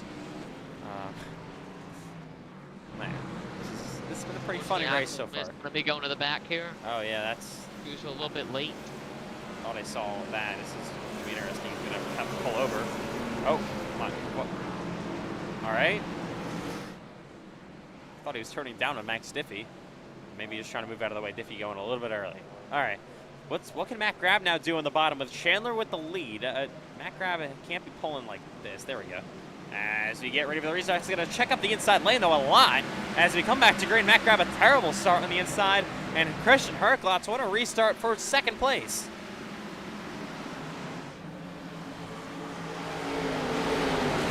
Oh! They saved it. No caution. The battle for P2. Cameron Chandler just trying to pull away side by side for second. We got Cole Wilson, of course, all the way back there. Same thing with Jacob Malone. Those are the strongest contenders before for Cameron Chandler. Oh my God, way up the racetrack goes to 23. They're 3 wide as they head down the back stretch again. It's just been a mess mid-pack and back all day long. Yeah, and you can see the shade queuing up into turn 3 and 4. The only part covered with sunshine is the bottom, so I wouldn't be surprised if this is cars start moving up, it's going to be some more grip up on top with the cooler track. You might see some cars moving up. We'll see it here as the cars go into 3 and 4. How about Knox Thompson in the 3rd place, or at least trying to, on the 0-0 of Christian Herklotz. What a battle and what a drive by this 48 machine so far. And here comes Malone and Wilson coming back to the top 5. Chandler continues to lead.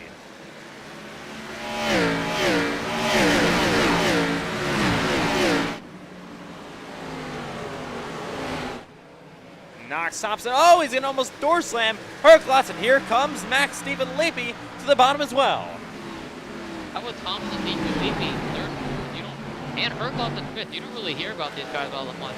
And Wilson and John Gunner all the way back into 6th and 7th place. Oh, 3 wide to the inside. Oh, almost a little bit of contact. Max is not going to be very happy with that one. Herklotz had to step on the brakes to not wreck the 12, as now here comes Cole Wilson and Jacob Lowe to the inside, and Ethan McMillan. How about him, your points leader? Oh, contact into the wall, and oh, they're gonna nearly wreck. McMillan, can he save it? Oh my goodness, this is gonna be bad if anyone, somehow they all, I believe, save it. But McMillan's gonna fall back. I was about to say, McMillan's goal right now is just to get through and follow Wilson, but just not really what he wanted to see there. Yeah, it's not going to help his points lead. The top 10. Certainly not going to help his chase for the championship this season. He's going to be, he's 3 wide. Oh, Payson Lindsay, the bumper of the 81 of Caraway. This is a mess back here. They're almost 3 wide yet again. Yell's out, unfortunately. We'll see what that's all about. Oh my God. And these big two crash. Again. Well, same old back here. And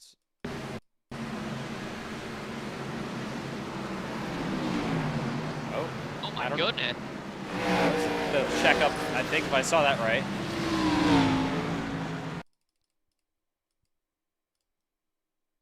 Let's right from the blimp here.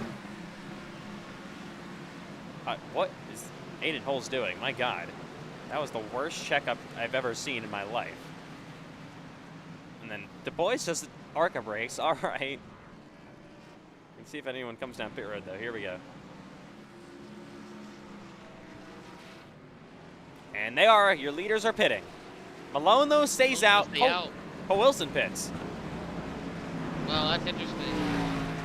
Very interesting strategy we're seeing here. I was not. It looks pretty split, honestly. Really split. About half and half.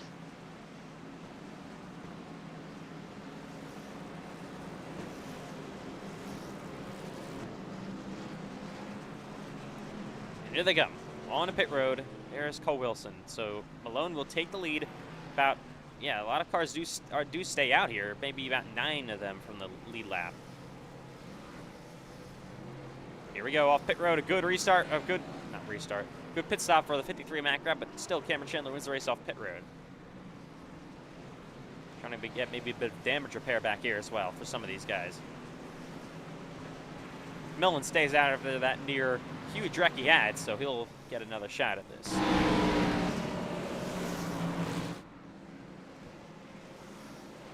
Not coming to the shoes just yet. Well, it's been an interesting one in Richmond so far, to say the least, on lap 78. They go to our top 10 after the fuel and pit guys. You got Malone, who's been up front for the first half of the race, fell back a little bit off the pit strategy, but he's back. Steve Filippi in second, Jacob Well, whatever his name is. You don't see him too much. Mason Ward fourth, who stayed out earlier in the race. McMillan still in fifth. Great run, great season so far for him. Donovan Hogan, John Butler, Richard Shury, who was just a lap down, maybe about 15 laps ago, up into the top 10. Cole Clausen back after nearly getting wrecked, and we have Chandler, who was our first car on tires, 10. Yeah, we'll see how the tires do back there. Speaking to the choose this time by, will restart on lap 80. 46 to go. Max, oh my God, Max DiFilippi turns it down very, very sharply. I noticed something that on the restart, it's on the initial, when we're under green at least, for the camera angle, it definitely gets a lot better with the sun down the front straightaway. It's not as blinding at least, so that's definitely a perk. could actually keep it under green for once. That would be nice. And 46 laps to go when the green flag comes back out again. Well over halfway, obviously, in this race, but it's been a pure chaotic one so far.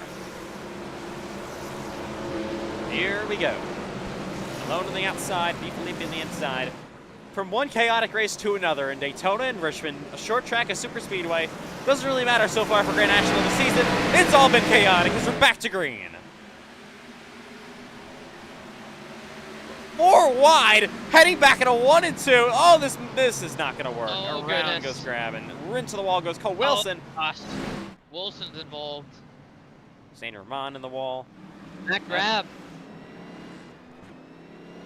Man, Matt Grab was running such a good race. He's so unlucky. We talk about it season after season, how unlucky this driver is.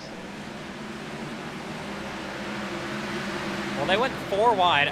Pace and Lindsay. I'm not really sure what he sees. Cole Clausen reacts to that. Yeah. Lindsay just had such a big run. I don't really blame him on a restart for taking it 4, but in a race was filled with cautions, I'm not sure that was the smartest decision. And at Richmond, I don't think Clausen was really aware of Payson being down there, so he didn't really know what to do. But just unfortunate. I guess there was an injection. Payson thought he was getting a little Clausen had a huge issue in the restart. That's what got them all jumbled up, and then Lindsay just not a whole lot of room goes to the inside, and then they wreck behind him. Yeah, I honestly don't know if I'd put that on Lindsay. I mean, he took it 4, but he didn't really do anything too egregious. I think. I just think Clausen wasn't too aware of the 4 wide situation. Really just went straight, honestly. Here with the 22 of Cole Wilson, who got into the wall a little bit, has damage. They just, and nowhere to go here. Just ran up the racetrack into the wall. He goes, not too sure how bad it is. Obviously a short track. Back in. I'm not too sure he's, not too sure he's got too much. It's a short track, so it doesn't matter as much. More with Acton Smith, you'll be able to see a little better. It doesn't look too bad. Yeah, it's not awful. It's all right. That'll definitely affect him. That's gonna make him a lot looser. Man, this race, I don't even know what to say at this point. My God.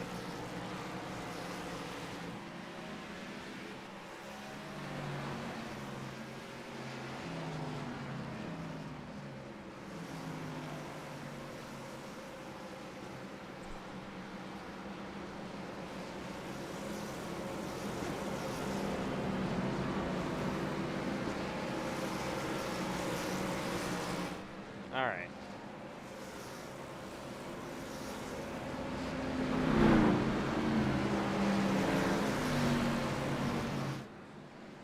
Here we go. Choose again.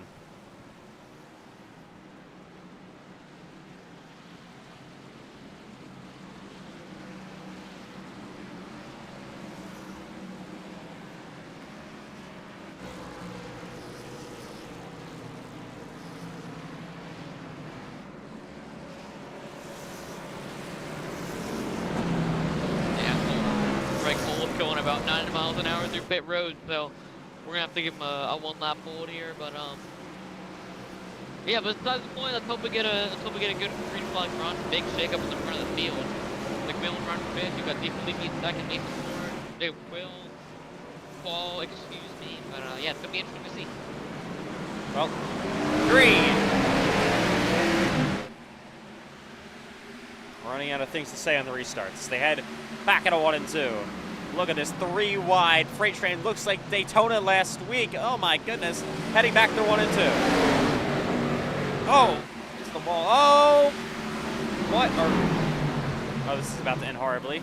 Somehow it doesn't. Okay. Heading back to 3 and 4. I don't even know how to commentate this whole mess. Here is Cherry in the 8. Here comes Cameron Chandler. Of course, on fresher tires all the way to the bottom. Up in the 3rd goes that 88 machine. Now on the bumper of his teammate, Max DiFilippi. Continues to be a mess back here.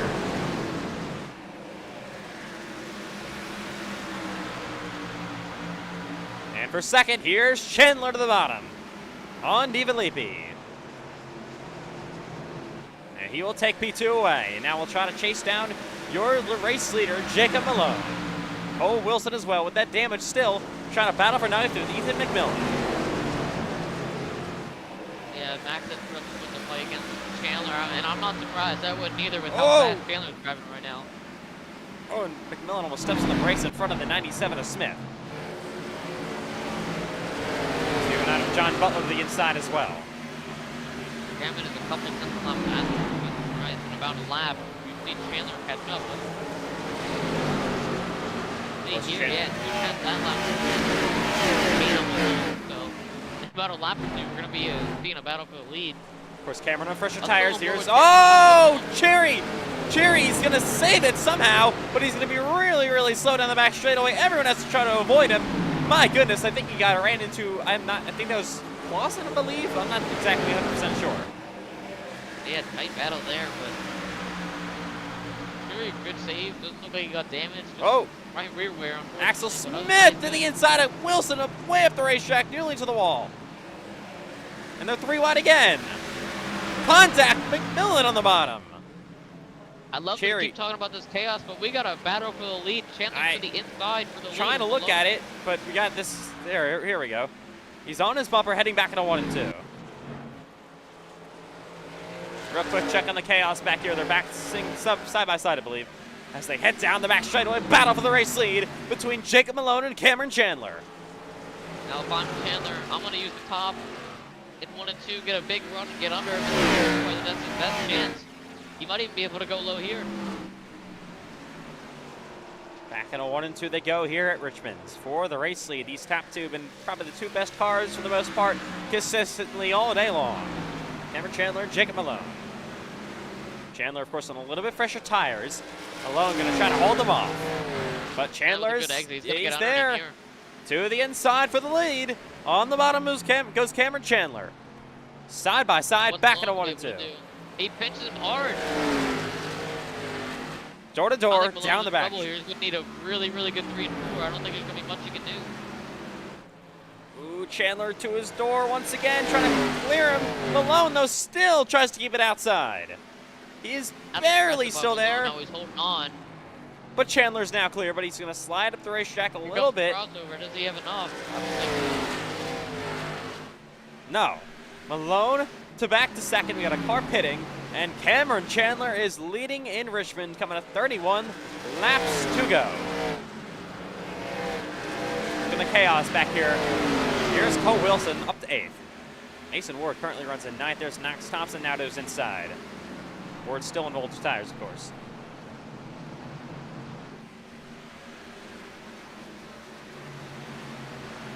Cherry back there running in 11th place. Thompson gonna pass him. And there's that 8 car of Cherry, who of course has kind of been just bullied around today. My goodness. I believe your next car on tires is Payson Lindsay. And I'll tell you right now, Payson Lindsay is the fastest on the racetrack by a pretty substantial number. In the last couple laps, he's gained about 7 tenths of the lead. Now with Chandler being clear, we're going to have to see what that does to the gap. Of course, tire wear, tire conserving still matters in this race, so you can't really push too hard. I mean, if Payson, I would imagine, is probably pushing pretty hard in that 99 car here. To the inside goes that 71 of Clausen on Smith for 7th place.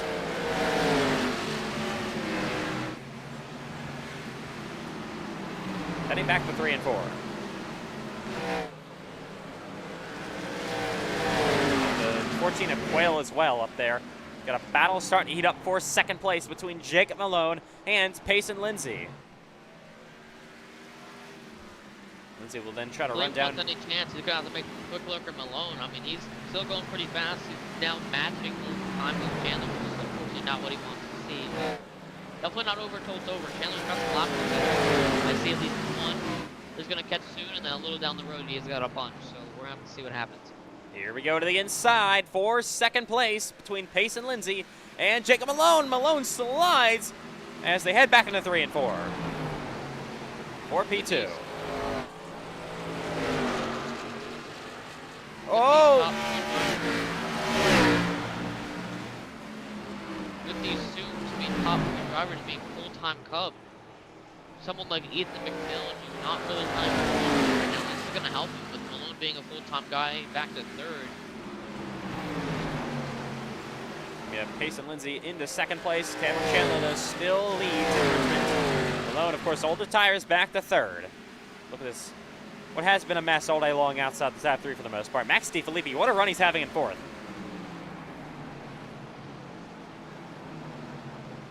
The 97 of Axel Smith going to cross back over on the bottom.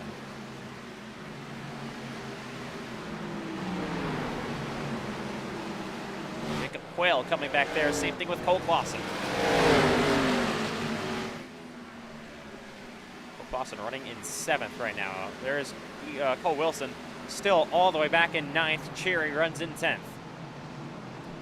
Gauntlet, the back bumper of that 8 car. Richard Cherry is going to move up the racetrack a little bit and try to go side by side with him, trying to get there to his quarter panel. Can't quite get there, heading back to 3 and 4.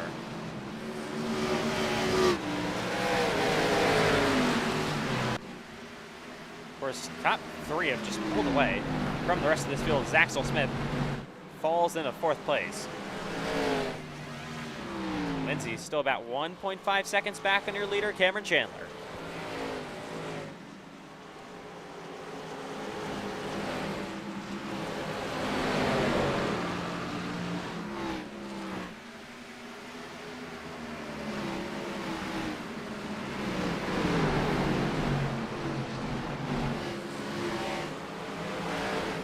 Wilson now, the bumper of Knox stops and haven't really been able to make any sort of impression on the 48 car. Quayle back there runs in 6th. If Chandler wins this race, it would be 2 for 2 for Cup Series drivers winning the first 2 races of this Grand National Series season. Lap traffic, next one is that 27 Rojan Koch. He most likely will catch him, coming with 20 to go this time by. Or Cameron Chandler. Chandler, a couple seconds here. He's got a bunch of lap cars. He's going to hit Dylan in the field. Some cars pitting back here, side by side. Now here is Jacob Quayle and Cole Clausen. Cole Clausen going for 6th here. He's going to need some points. Obviously, he's full time this series now. Flippy great run. So valuable points could be up for grabs in front of Clausen. Clausen back at the bottom as they head back into 3 and 4. There's Max Stiffy ahead of them both. Side by side, heading down the front straightaway again. Max DiFilippi a little bit loose out of that 12 car. Yeah, Clausen's going to make pretty quick work out of these guys. He doesn't want to wait too long. Could be 3 wide here, maybe. And Quayle, oh my goodness, DiFilippi nearly wrecks himself off the front nose of Quayle. He's going to slide back up the racetrack, and the 71 of Cole Clausen. Remember last time these two were together on track? And Max almost looks like he might yield for a second. Probably not, though. Heading back into 1 and 2. That's going to give Max a good pinch here. Doesn't give him much exit. He's not really going to. It's going to help Max a little bit. Still, though, side by side. Back to 3 and 4. Remember, Cole Clausen not too happy with Max DiFilippi. I'm not sure if that is resolved or not. And now here is Cherry passing the 22 of Cole Wilson for a 9th place. Knox Thompson now the outside of Max Stiffy.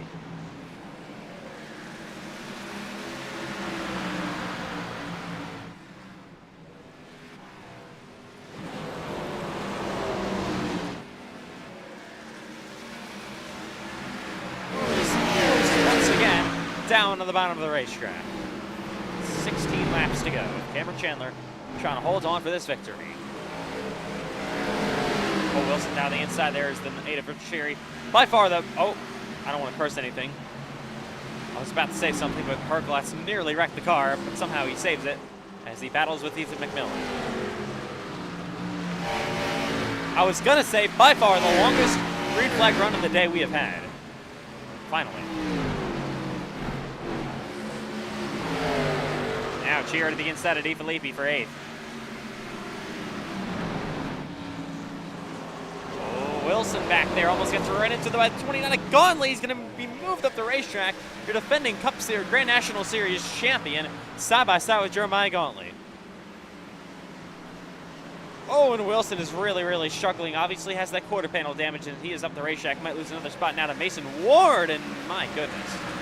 My gosh, if Cole Wilson can somehow hold on to this race car to the end of the race, I'll be impressed. He is out of it.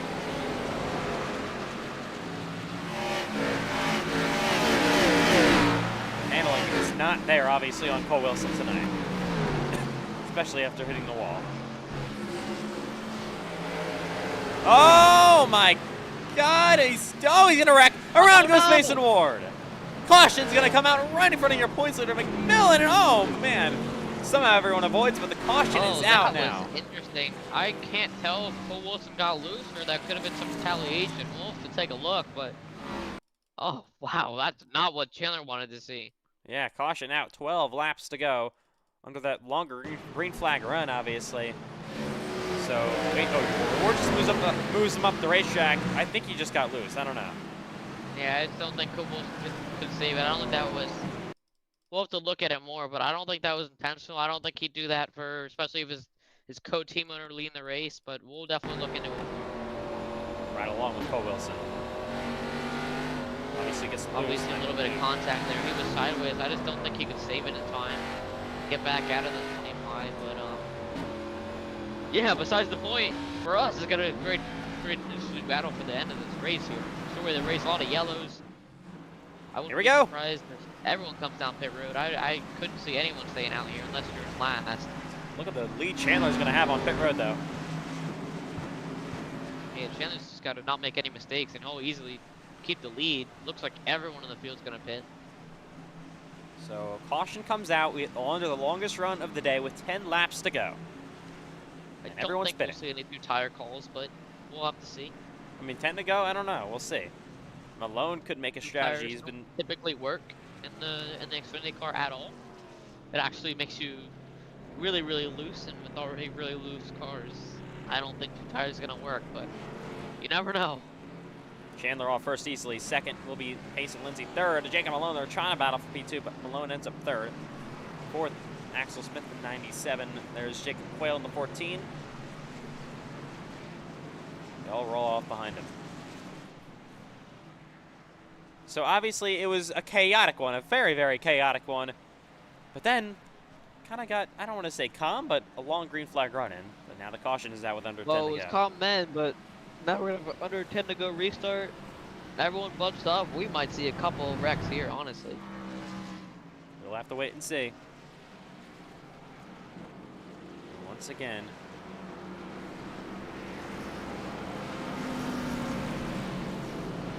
And Cole Wilson in the live chat right now is getting a lot of hate. People are not pleased, especially the fans, with Cole Wilson tonight.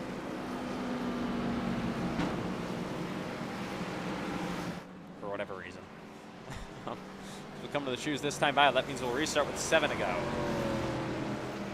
Caution comes out, first one in a while. And we'll see what happens on this choose. Everyone on fresh tires. First time in a while. Chandler, of course, goes outside. Lindsay goes inside. How aggressive is he going to be? Of course, he's got a race with Cameron tomorrow in the Cup Series, his teammate. They don't exactly treat each other like teammates, though, to be honest. Oh, definitely not. Definitely not. But with how this race is going to go, and what we've seen with the leader, Peyton Lindsay, he's going to have to be really side by side with Chandler to one. He's going to get pinched off the corner, so he's not going to have the advantage there. So I think his only shot here is honestly just staying side by side with Chandler. Here we go. 7. If you look behind Chandler, you have Malone, who's been the NASCAR all day. Yeah, 7 laps to go in Richmond, ready to maybe finish this one off. Back to green once again. A great restart by Cameron Chandler. Malone as well, trying to get P2 away from Pace and Lindsay. Got to do that as quickly as possible as they head back through 1 and 2.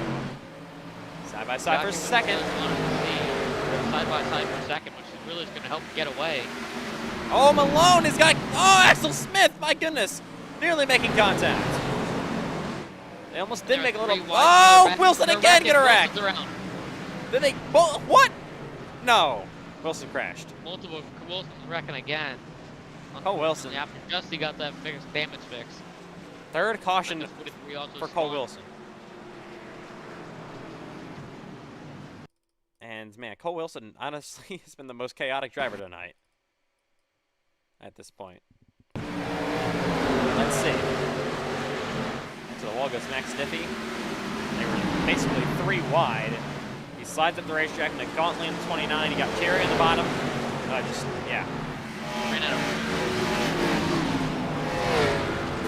There he goes. Into to the wall. Let's ride along.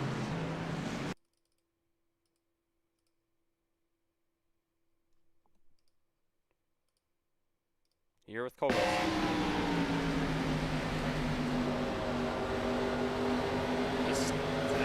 Yeah, man, just couldn't make through. Wilson didn't really have anywhere to go. Direct behind them as well. Was John Butler or someone? I believe maybe Cole Clausen. John Butler went straight through the grass, so it's gonna ride along from the blimp here. With now John Butler. Of course, they start wrecking ahead of them. It's just cheery. I don't know. Ran out of room, like Matthew said. There's John Butler straight through the grass. Donovan Hogan nearly wrecks as well. 2 Cup drivers. And runner yellow again. 5 laps to go.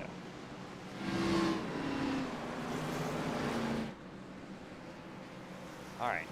You're going to restart probably with 2 to go here. That's obviously a green, white, checkered attempt.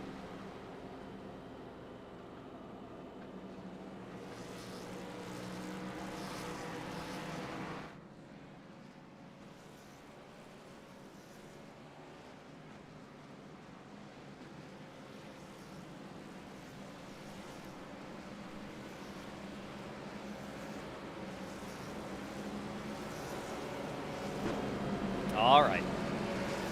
Well, it's been a wild one. We had that long green flag run, obviously. Maybe had 2 longer green flag runs, and then been a lot of cautions other than that tonight.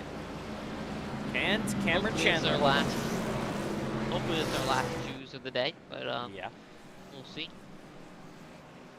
Lindsay again goes inside. How aggressive is he going to be? But the outside has been great on the restarts for your leader.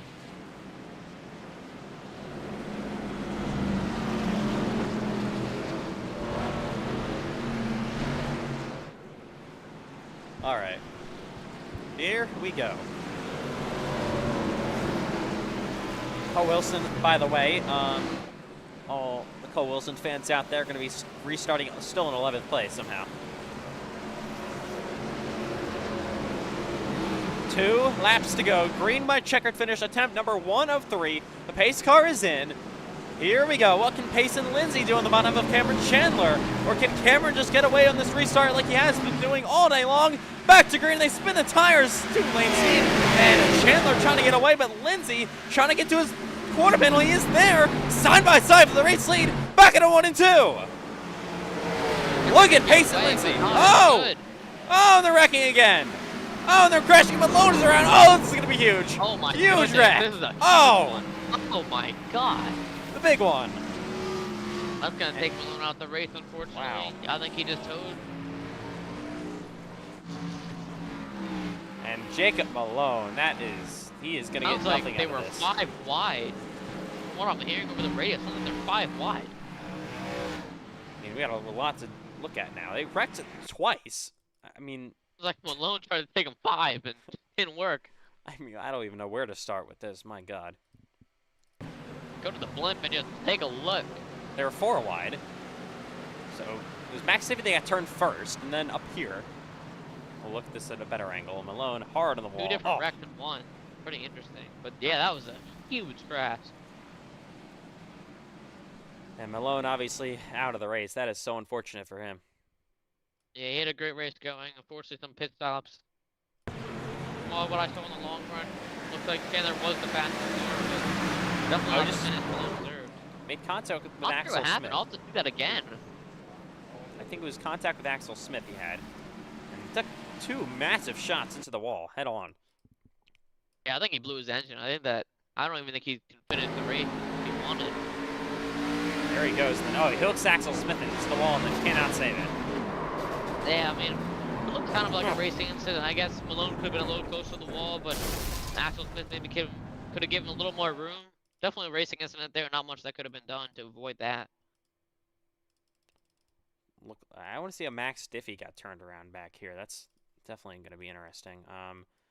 So he's 4 wide. Herclots at the bottom just gets it. And he puts John Butler in the once 09. again, they also just ran out of room. 2 different wrecks in 1, just people running out of room. Not much people can do to avoid it. Man, this is... I don't even know what to say at this point. a wild one. We'll Well, have a restart. I believe we are coming to the wood to go, but I could be wrong. We'll have to see. We're gonna have green white checkered in number 2 here. Of course, only get 3 attempts. Last time we did 3 attempts was Martinsville. We ran out, so that was, yeah. And here we go to the choose. Wow, A lot 3 of cars. Bottom. Wow. Look, 9 stops on the outside. Besides Payson, Lindsay, and Cameron Chandler, these top drivers are all mixed up now. Look at Cole Wilson. That hood is up on his race car right now, and he's still going to attempt the restart in 8th. Well, let's hope that hood doesn't go flying up. Definitely don't want to see that. But yeah, we'll have to see what happens. Hopefully that hood stays down, or else we could have some chaos. For the most part today, this race has been just pure chaos, except for some of the long runs we've had. But we're ready to finish this one out, hopefully this time. After a massive crash taking out one of the dominant drivers of the day, Jacob Malone, and that leaves Cameron Chandler and Payson Lindsay. Remember Lindsay last time with the great restart he got on the bottom. Can he do it this time? Doesn't look like it. Cameron gets away.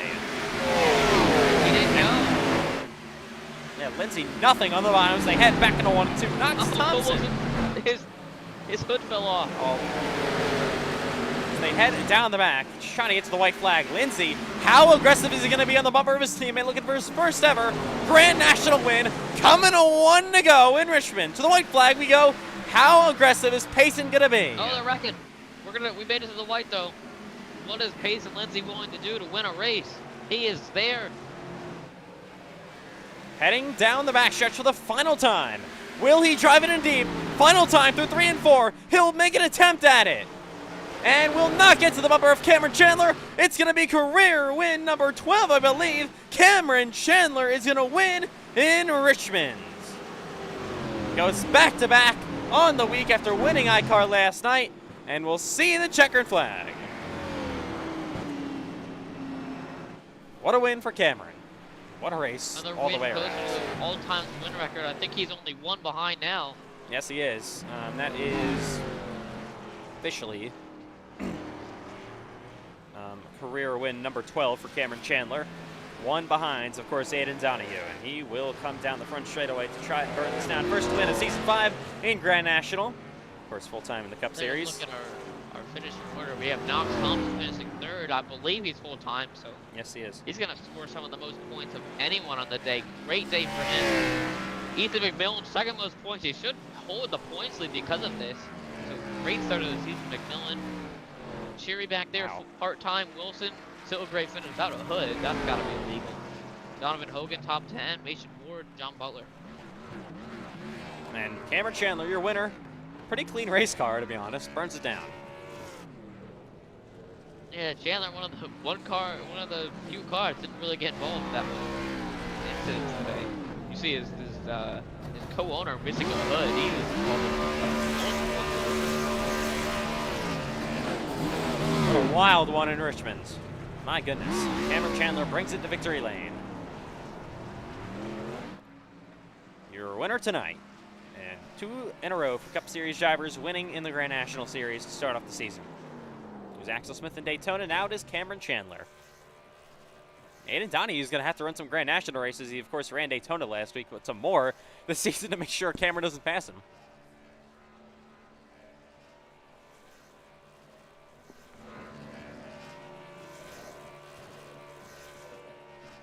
See him, of course, full-time in the Cup Series tomorrow night.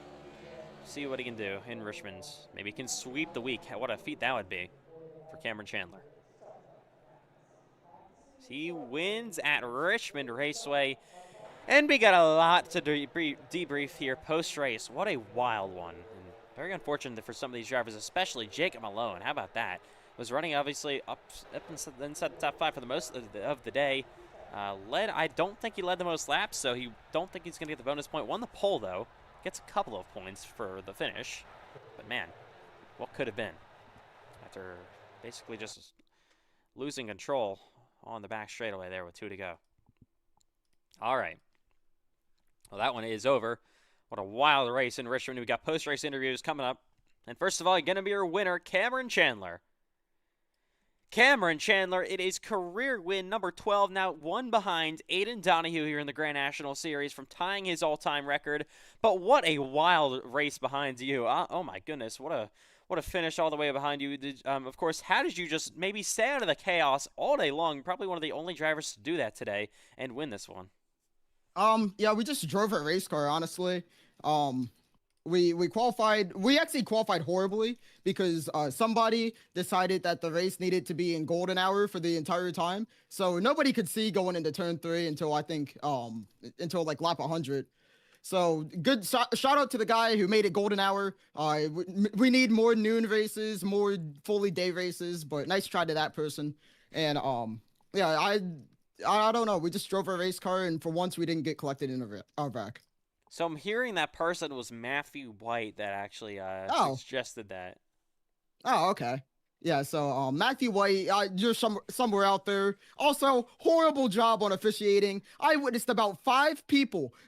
No, let's raise that number. About 6 or 7 people flying around the pace car, coming out the pits when the pace car clearly beat him out, and they got an extra lap back. So Matthew White, I don't know what we were on the sleeper for that one. We got to lock in for that. And yeah, Matthew White is just a fat person, honestly. All right, so how do you think this? Of course, he won iCar last night. The canceled race, he probably would have won on Monday for the late model series. And then, of course, you win the Grand National race tomorrow night. Do you think you can carry the momentum, of course, to the Cup Series tomorrow, get your first one of the season, obviously, and maybe even sweep the week? I hope so. There's a lot of good guys that's going to be running tomorrow. Sean Rowe was really fast last night. No one streamed it, but he led almost every single lap, and he was extremely hard to pass. Aiden Donahue is Aiden Donahue, and I don't know if Malone's racing. I kind of hope he is, because it would have been fun between me, him, and Cole for that race. But we ran 56 laps under yellow, and I think we didn't have a long run until everyone was already far away and spread out on different tires. All right, Cameron. Well, of course, congrats on the win tonight. Of course, you now are second, or you're still second all time, but one behind Aiden Donahue for the all-time wins record. And we'll see you, of course, for the Cup Series tomorrow night. Yep. Ethan Schindler, Cole Wilson, especially Cole Wilson, though. Both of you guys are big backs. Unbelievable. 6-7. Okay. Nice attempt. Anyways, coming up next is going to be Payson Lindsay. Payson Lindsay, you may have gotten your count. I don't know what happened to your other account, but obviously you're in your alt tonight. You finished second here at Richmond. I mean, I don't want to say, was there anything going in your mind that you could have done something to the bumper of Cameron Chandler back in a 3 and 4 in the final lap? Yeah, I mean, I thought about it, but then, we're teammates. Maybe if that was Alexander Ortega or Nicholas Martinez Jr., we would have sent it in a little deeper, but good win to him. He was kind of the second dominant car. I think Malone was the fastest car, but, TCMC and CWR, both of us, just kind of capitalized all night, and we got into the back of the pack a little bit, but went on an alternate strategy and just got back up to the front. So, of course, great run, though, tonight for you guys. That has to give you great confidence tomorrow night for the Cup Series. Is that the case? Hopefully so. I mean, it drives a little bit different. Both of them definitely drive loose, but the Gen 4 is like a different loose. It kind of gets loose in like the center of the corner, so definitely going to be a lot of right rear tire management tomorrow night, and hopefully we get some long runs tomorrow. All right, Payson Lindsay will, of course, nice job finishing in second here, and we'll see you in the Cup Series tomorrow night. Yeah, thank you. Coming up next is going to be, what a finish for Knox Thompson. Knox Thompson, what a finish for you guys. P3 here at Richmond Raceway. You guys entered this race. I don't think you scored any points at Daytona, I don't believe, and a really, really good rebound tonight. So how did you finish third tonight? I have zero clue. Just avoided all of the chaos, and I didn't know I had any damage on the rear, so I was just over there sending it. Feel kind of bad for Axel for blocking him, but really proud of me and my team, and I'm just really, really glad that I can get back to form after Daytona. So of course, we have a little bit of off week. Obviously, we have to take for Christmas and New Year's, but obviously then we go over to what is Fontana in California, obviously. So it's I guess more of a normal racetrack, short track super speedway to start off the year, very, very chaotic. So how do you guys think you can carry this momentum off into Fontana? I feel like we're going to do fine in Fontana. Probably not as good as I did here, but hopefully we can get ourselves another top 5 finish. Amazing points day for this team. All right, Knoxville, of course, good job. Of course, on the run, third place, your best career finish. And we will see you in Fontana in a couple of short weeks. Yep. That was Max Thompson. Coming up next will be 5th place finisher Ethan McMillan. Ethan McMillan, what a start to the season. 2nd in Daytona, 5th tonight in Richmond. I thought at one point you guys were about to crash down the back straightaway. You save the race car, and you take advantage of some of the chaos, some of the strategy, and finish with your 2nd straight top 5 finish. I mean, what a year you're having so far. Oh yeah, it's a great start. I felt good at this track going in. The conditions were a lot looser than even I expected. I felt like I had good pace running the high to middle side, but as you probably saw in the broadcast, there was too many cautions and a lot of chaos to try to get through the field. So I kind of learned early on that I was not going to try to be the fastest car at the beginning. So I kind of hung around and kept the car clean. This is another straight race with no damage on the car too. I did not get any damage or anything this whole race. I may have had, there was a little bit of contact, but I didn't get any damage of any sort, and I just held on to the end and avoided most of the wrecks. It's been a great season so far. I mean, we're only 2 races in, but we've gotten both M&F racing cars through it pretty clean. I mean, I know Clausen didn't have the greatest finish, but it's still a top 20 or top 15, and I would say that is showing good momentum for our team this season. So I believe you guys are going to be able to easily hold the points lead heading, of course, into race 3 at Fontana. I mean, a fantastic start to the season for you guys. What do you guys think you can do in Fontana? You think it's another maybe top 5 finish or possibly even better? Oh yeah, I definitely think it's top 5 potential. Totally. I love Fontana. It's a great track. I usually run there pretty good, but I might be out of practice as I missed I believe it was last season. I missed the Xfinity race that I wanted to do at Fontana. So I might be out of practice, but it's always a racetrack. I have a lot of fun racing, and I think we can definitely do another top 5 up there. All right, Ethan. Well, of course, incredible job. Another top 5 finish for you guys. Will hold the points lead heading to race 3 of the season after a couple of weeks off for Christmas and New Year's. And we will see you at Fontana, California in a few short weeks. All right, see you there. Thank you.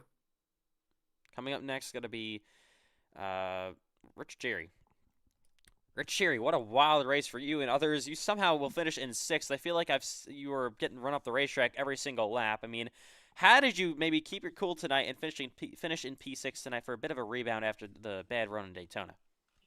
I didn't keep my cool, to be honest. I mean, I had trouble with Mason there. I'm not gonna say anything else because I already told him enough in the race itself. So, yeah, I mean, we kind of had speed, but at the same time, it was just barely for a top 5. I mean, I'm not really good at the short tracks with Xfinity. So this race, though, I'm gonna have nightmares because I mean, yeah, it was horrible. Well, of course, we head to Fontana, California. You nearly won that race back in Season 3 after, then, of course, you took a massive hit straight on into the wall. Yeah, so, I almost died. You finished well there, of course, last season as well, so you think maybe a win is in the cards for this year?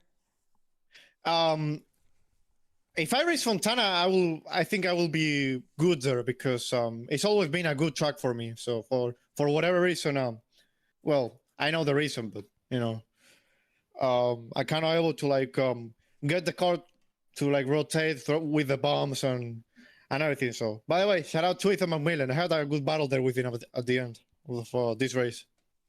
All right, Richard, well, of course, good job on the top 10 finish here, ultimately getting a little bit of a rebound after Daytona, and we'll see you in Fontana. All right, thank you. Next, Cole Wilson. Cole Wilson, I know you guys finished in 7th here tonight, but I just definition of a tough race for you guys. I mean, you were involved in about 4 wrecks here tonight. Obviously, I don't think a lot of people were happy with you on the racetrack. I can tell you the fans up in that were watching weren't too pleased either with some of the stuff on track. So what ultimately happened here to still come home in 7th? Oh, yeah. I mean, I was just very unlucky this race. I mean, I got wrecked. I didn't cause a single crash, so I don't know what anyone can be mad about. I mean, there were people that wrecked themselves off my nose. There were people that wrecked me. There were people. I mean, I didn't do anything, so just super unfortunate because I had pace. I was just as good as Cameron, I think, and as just as good as Cameron and Jacob. So a shame we weren't up there. Just it was my own doing, really, I guess, by making myself self-spin. But then that restart wreck just really took us out. The right rear was so undrivable with how loose it was. So, I guess it's an okay points day, and I think my biggest points rival, Malone, he had a bad day too, bad finish. So, shame for him, but I guess good for me in points, and hopefully I'll move up. All right. Well, Cole, I mean, we can go. My God, go to Fontana next week, or not next week, but in a couple of weeks after the break. So what do you guys think your momentum could swing to Fontana to maybe come back into race-winning form? Yeah, I mean, I don't think we're gonna have as many cautions at Fontana. I mean, I know we're not gonna have as many cautions at Fontana. So, just gotta work at it, not um, cook my tires, and be up there like I should be. All right, Cole Wilson, we'll see you in Fontana pretty soon. All right, thank you. Next up, it is going to be I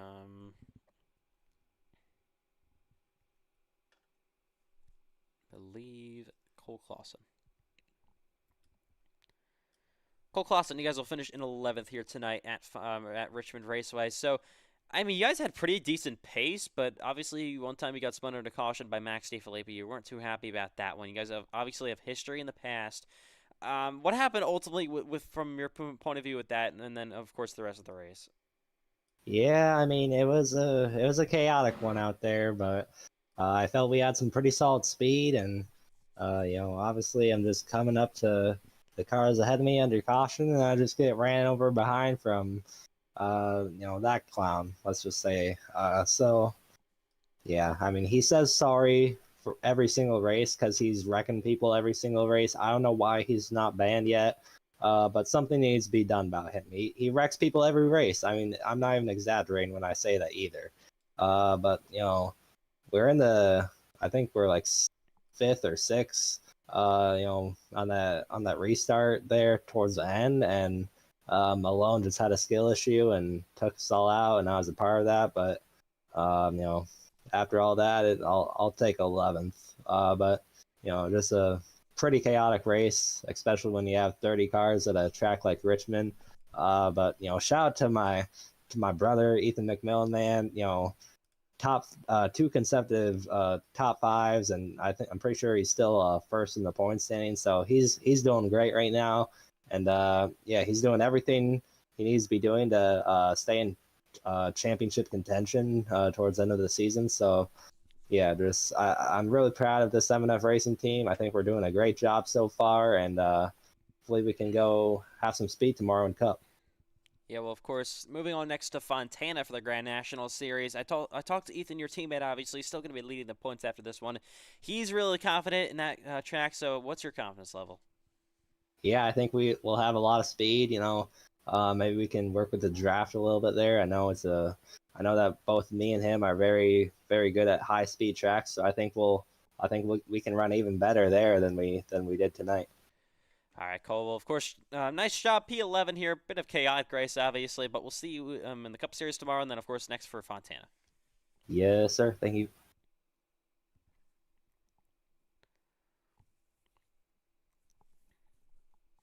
All right.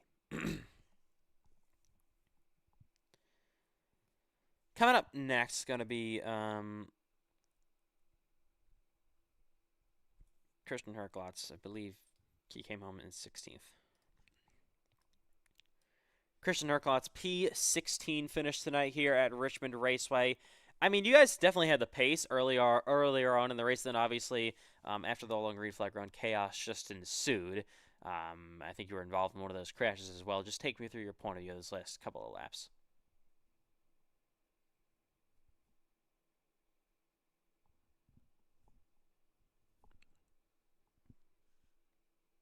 All right, we'll try him again later. Anyways, coming up next, Brady Webster. Brady Webster, P17 here tonight at Richmond. I mean, it was a very, very difficult race earlier on for you guys who were involved in like 3 crashes. I mean, 17th place isn't the best, obviously, at Richmond Raceway, but ultimately, better than some other drivers tonight that were full-time in points. So ultimately, give me some of your thoughts on your day. So, I mean, basically, we got involved in a few wrecks at the beginning. I mean, pretty obvious there. And, of course, we had to get the damage fixed. So, pretty much it was every caution we were getting damage fixed, so we would get thrown to the back of the line. And then we finally get our damage fixed on the last restart, and then I just get ARCA braked. So, I mean, not much luck at Richmond today, but, there's always next week, or, well, not next week, but, there's always next race. And, just looking to improve. I don't think too many people scored well that are full time, so we can just always hope for best in the next race. And, yeah, I'm looking to get back in my race car and go racing at Auto Club. Yeah, Fontana. I mean, first of all, have you ever made any laps at Fontana? And then, if you have, what is your confidence level? We have not made a single lap. The CWR team, we're based in North Carolina, Charlotte, so we have never been to the West Coast ever. We never go over there. We don't care about going over there. But we're gonna have to put some practice in, get ready for Auto Club.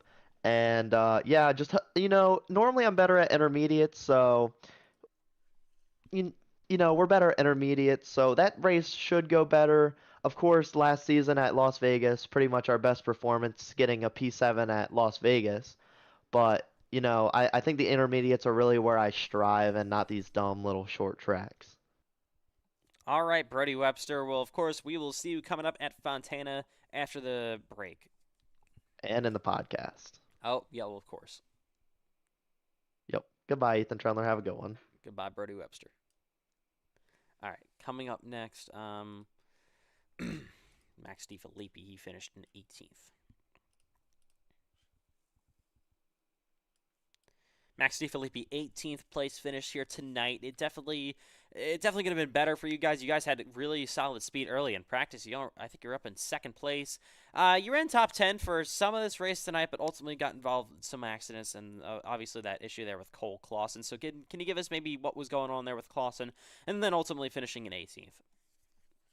Yeah, I don't what to say. I mean, I'm just so bummed. We were top 5 and top 10, I feel like, for most of the race, and into yellow, I was just going straight, and I didn't expect him to check up, and I barely bumped into Clausen, and it spun him. So I know he's probably upset about that, and that's probably another guy that's gonna try to hit me at some point during the race, and yeah, we all pitted and just got back in like 10 fish, and just got jumbled up in the restart, and they were saying I came down, and that's what caused the big one, but I have another opinion. I'm just not gonna say anything and take the blame for that one. So I've been racing, trying my hardest to race clean, and trying to build it back tonight, and obviously that didn't happen there with 5 to go.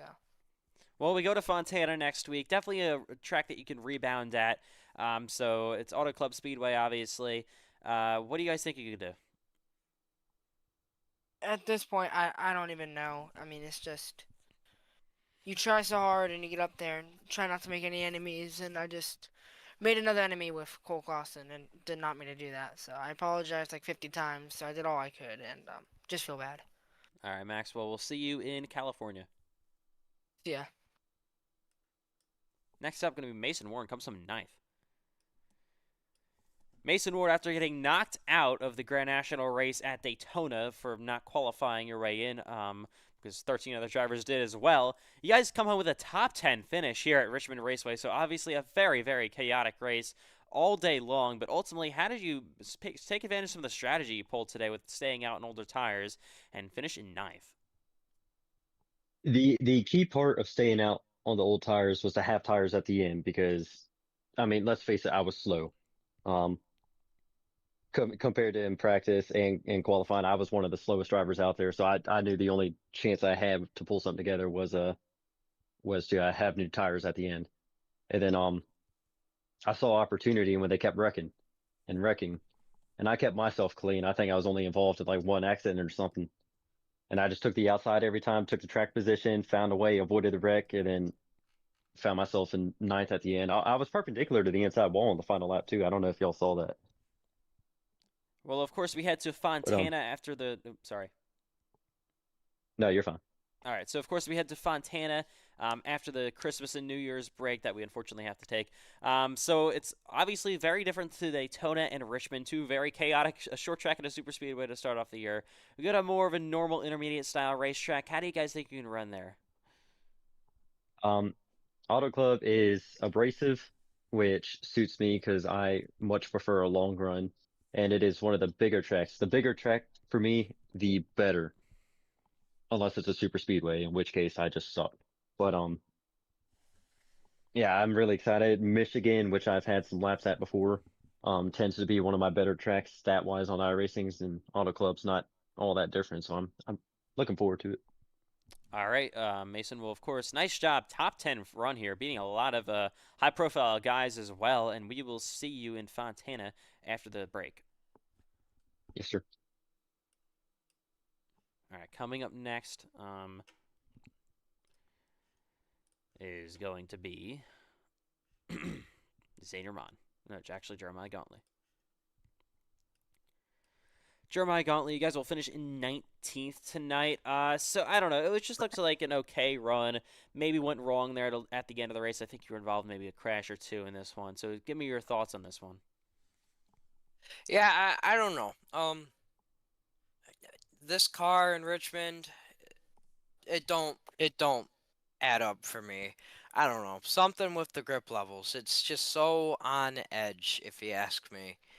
And I mean, to go from a lap down, running 30th to a possible top 5 in that final restart, I was really looking forward to it. Just to be ruined by incompetence once more. I'm talking about Kylan Wilson. Guy talks your ear off all race, and he just doesn't know how to drive. I mean, really.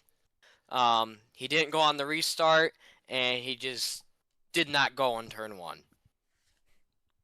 Well, of course, we go to Fontana, California Auto Club Speedway. It's a good place for a lot of these drivers that have struggled this season so far at Daytona and Richmond to have a good finish and a good run. So, how do you guys think you can do that more intermediate style racetrack after the Christmas and New Year's break? Oh, I am beyond excited to go to an actual, well, Richmond's an actual racetrack, but you know, your kind of normal NASCAR track. I'm beyond excited, especially since it's Fontana. This track historically has been my best track ever. There's not been a track that I've run better at. And actually, I'm actually making the plans to run the Cup race at Fontana as well once we're back from the Christmas break. All right, Jeremiah. Well, of course, nice job on the race tonight. Sorry I kind of ended in a bad way for you guys with, I believe, that 19th place finish, but we'll see you in California in a few short weeks. Yeah, see you then. All right, coming up next is going to be Zaynerman, finished in 20th. Zaynerman, a P20 finish here tonight at Fontana. I mean, definitely better than what happened last week where you guys unfortunately missed the season opener in Daytona. But obviously, I think you guys kept it out of trouble a lot, which is something most drivers couldn't say today. But finishing P20, give me your thoughts on some of the highs and lows. Yeah, I mean, there wasn't really much we could do, like, in the early stages of the race. The car was just getting way too loose. So over time, I mean, it started to come alive, but then I thought, like, on the last lap, I thought I was going to earn a top 15, but the problem was iRacing just decided to say, like, hey, you're not finishing this race, and decided to freeze my screen, which ultimately ended me up in, like, 20th. I spun out, which made things, like, really more frustrating. So, yeah, pre-20, not the best I could do, but I wish I could do better than that. Well, we head to Auto Club Speedway next week. I mean, I've talked to a lot of drivers. They are really looking forward to that racetrack. What is your confidence level at Fontana? Fontana is my home track, so it would be really great for me to win there at my home track. So, yeah, a lot of effort will be put in, like, during this off week, and I'll make it count if I can. All right, Zane. Well, of course, we will see you in California after the Christmas and New Year's break. Yep, thank you. That was Zaynerman. I believe we have one more to go. It's going to be Aiden Holes. Greg Holes, it's a DNF for you guys, unfortunately, here in Richmond tonight. So, ultimately, what happened to take you guys out of the race? I didn't even want to interview, but Well, we tried to cheat the pace car, and Matthew caught it. I mean, it was on us. I didn't really feel like running anyway, so if we got away with it, we were fine. But it was it's fine. You know, it sucked. I hate this track. Was running it to just hopefully get some more practice for Cup, because Cup's gonna be awful here after about 4 laps when the tires go away. So that's pretty much it. I mean, so did you maybe learn anything you can apply to tomorrow's Cup Series race here? Not really with the Xfinity car. I mean, we only got, what, 80 laps, or I only ran 80 laps until I got penalized. So, I really just learned you gotta be really easy on the throttle in practice. It's really like that. It's not, it's really bad. The Cup car at this track is awful. The Gen 4 is, so it's probably gonna be another Cameron Chandler charity race. But, you know, other than that, it's gonna be fun. All right, well, we will see you in the Cup Series tomorrow night here at Richmond. Yeah, see. And that will just about do it. So you heard, of course, the NASCAR iRacing FedEx Cup Series Season number 5. A race here from Richmond Raceway. Going to be live at 8 p.m. Eastern Time. 200 laps for their second race of the season after the wild Daytona 500. And it'll be live, of course, like I said, here at 8 p.m. Eastern Time. Should be, I would assume, more of a straightforward race than the chaos we had tonight. Obviously, a lot more veterans in the field. A lot of rookies here tonight, obviously, in the Grand National Series, which is what it's for. The learning curve, obviously, the Cup Series is your main guys. You're going to see Cameron Chandler, obviously, full-time, and Cup Mason Lindsay full-time as well. And, yeah, it should be hopefully a nice one for race number 2 of the Cup Series season tomorrow night here at Richmond. All right, that will wrap it up for the Grand National Series. Of course, unfortunately for Grand National and then the rest of the league after the Cup Series takes off, goes tomorrow night, we have to take a 2-week break for New Year's and Christmas because, unfortunately, Christmas Eve, New Year's Day, Christmas Day, they fall on Wednesday and Thursday. God, what's our luck, honestly. iCar doesn't have to take off, though, so we will have some iCar broadcasts, maybe some lobbies as well over the few off weeks. But, of course, we'll see you tomorrow at Richmond Raceway for the Cup Series. So, that on behalf of all officials, team owners, commentators, drivers, everyone involved making this league what it is, we will see you tomorrow night here from Richmond Raceway for the NASCAR iRacing FedEx Cup Series. And we'll see you there tomorrow night. Good night from Richmond, Virginia.